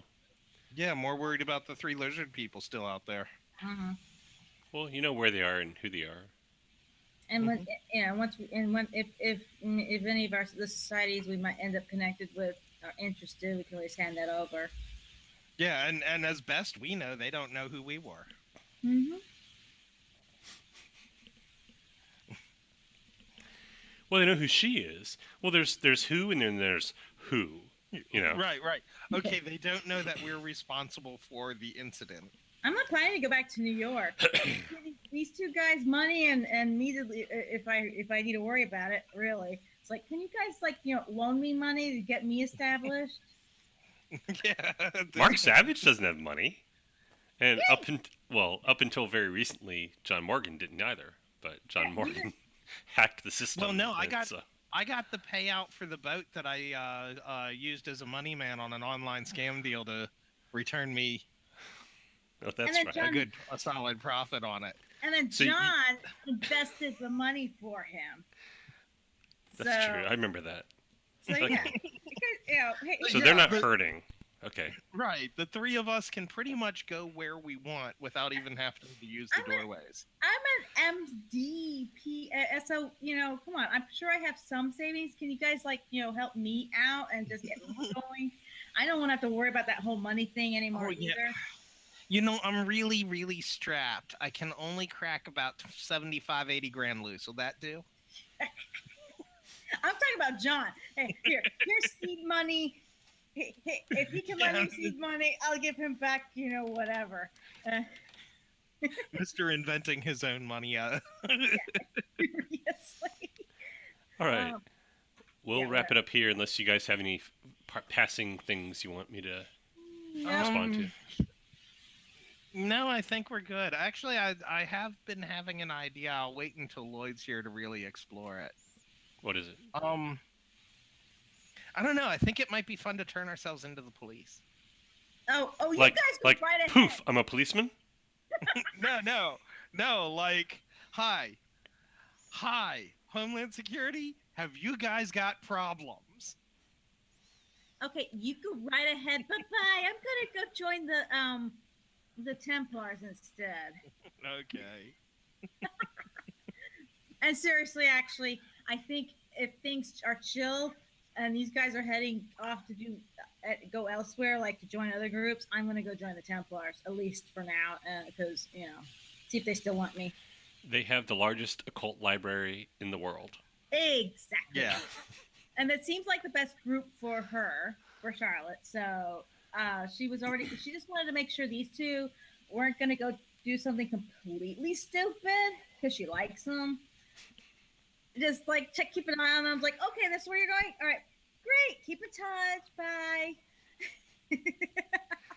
We now have a way of traveling and all that. So yeah, I'm gonna go back to the Templars and see if they still want me. But I wanted to see what the deal was with this whole, symposium thing. So if there's anything interesting pops up between now and before these guys leave, great. Otherwise, I'm gonna go ahead and stay here in London and call in and quit and all that. Oh, okay. Was the symposium thing? Was this a pretty fun game? Yeah. Okay, good. And actually, it worked out even without Lloyd. I mean, Lloyd would have made it a little more snarky. Yeah, a lot more snarky. But it was still fun, right? Yeah. All right, cool. I'm glad. Because the longer term thing I was kind of building around you, you didn't seem to really give a shit about that. So I had to. So I thought it'd be a good idea to shift gears and give you something more direct. Well, I was leaning towards the long term thing. It's just these guys I had to make sure these guys weren't gonna, Gotcha. Yeah, no, we still have to figure out the whole thing with Kermit and Scottsdale and all that, and well, you don't have to. That's the point. I mean, you don't have to. It was dropped in your lap. Whether you look into it or not is up to you. The thing is that if you don't look into it, I have to find other things for you to do. So yeah, no, I'm okay this game. With going back and I'm okay with going back and looking into it. Yeah. Do not have a problem with that. We just had issues that needed taken care of first. Okay. Yeah, we get this invite to the Templars, and It is good that you met with the Templars. Yeah. Because it's never a bad idea to know who the players are. All right, I'm going to play my out stuff and close it down, and we'll be done. Okay. Okay, here we go. This has been Conspiracy Theory, starring Donald Von Griffin, Kieran Torres, and me, Brandon Blackmore. You are not required to attend every symposium to which you are invited, and it might be a good idea to turn them down once in a while. Much like I'm going to turn down this music. Have a good night, guys. And thanks for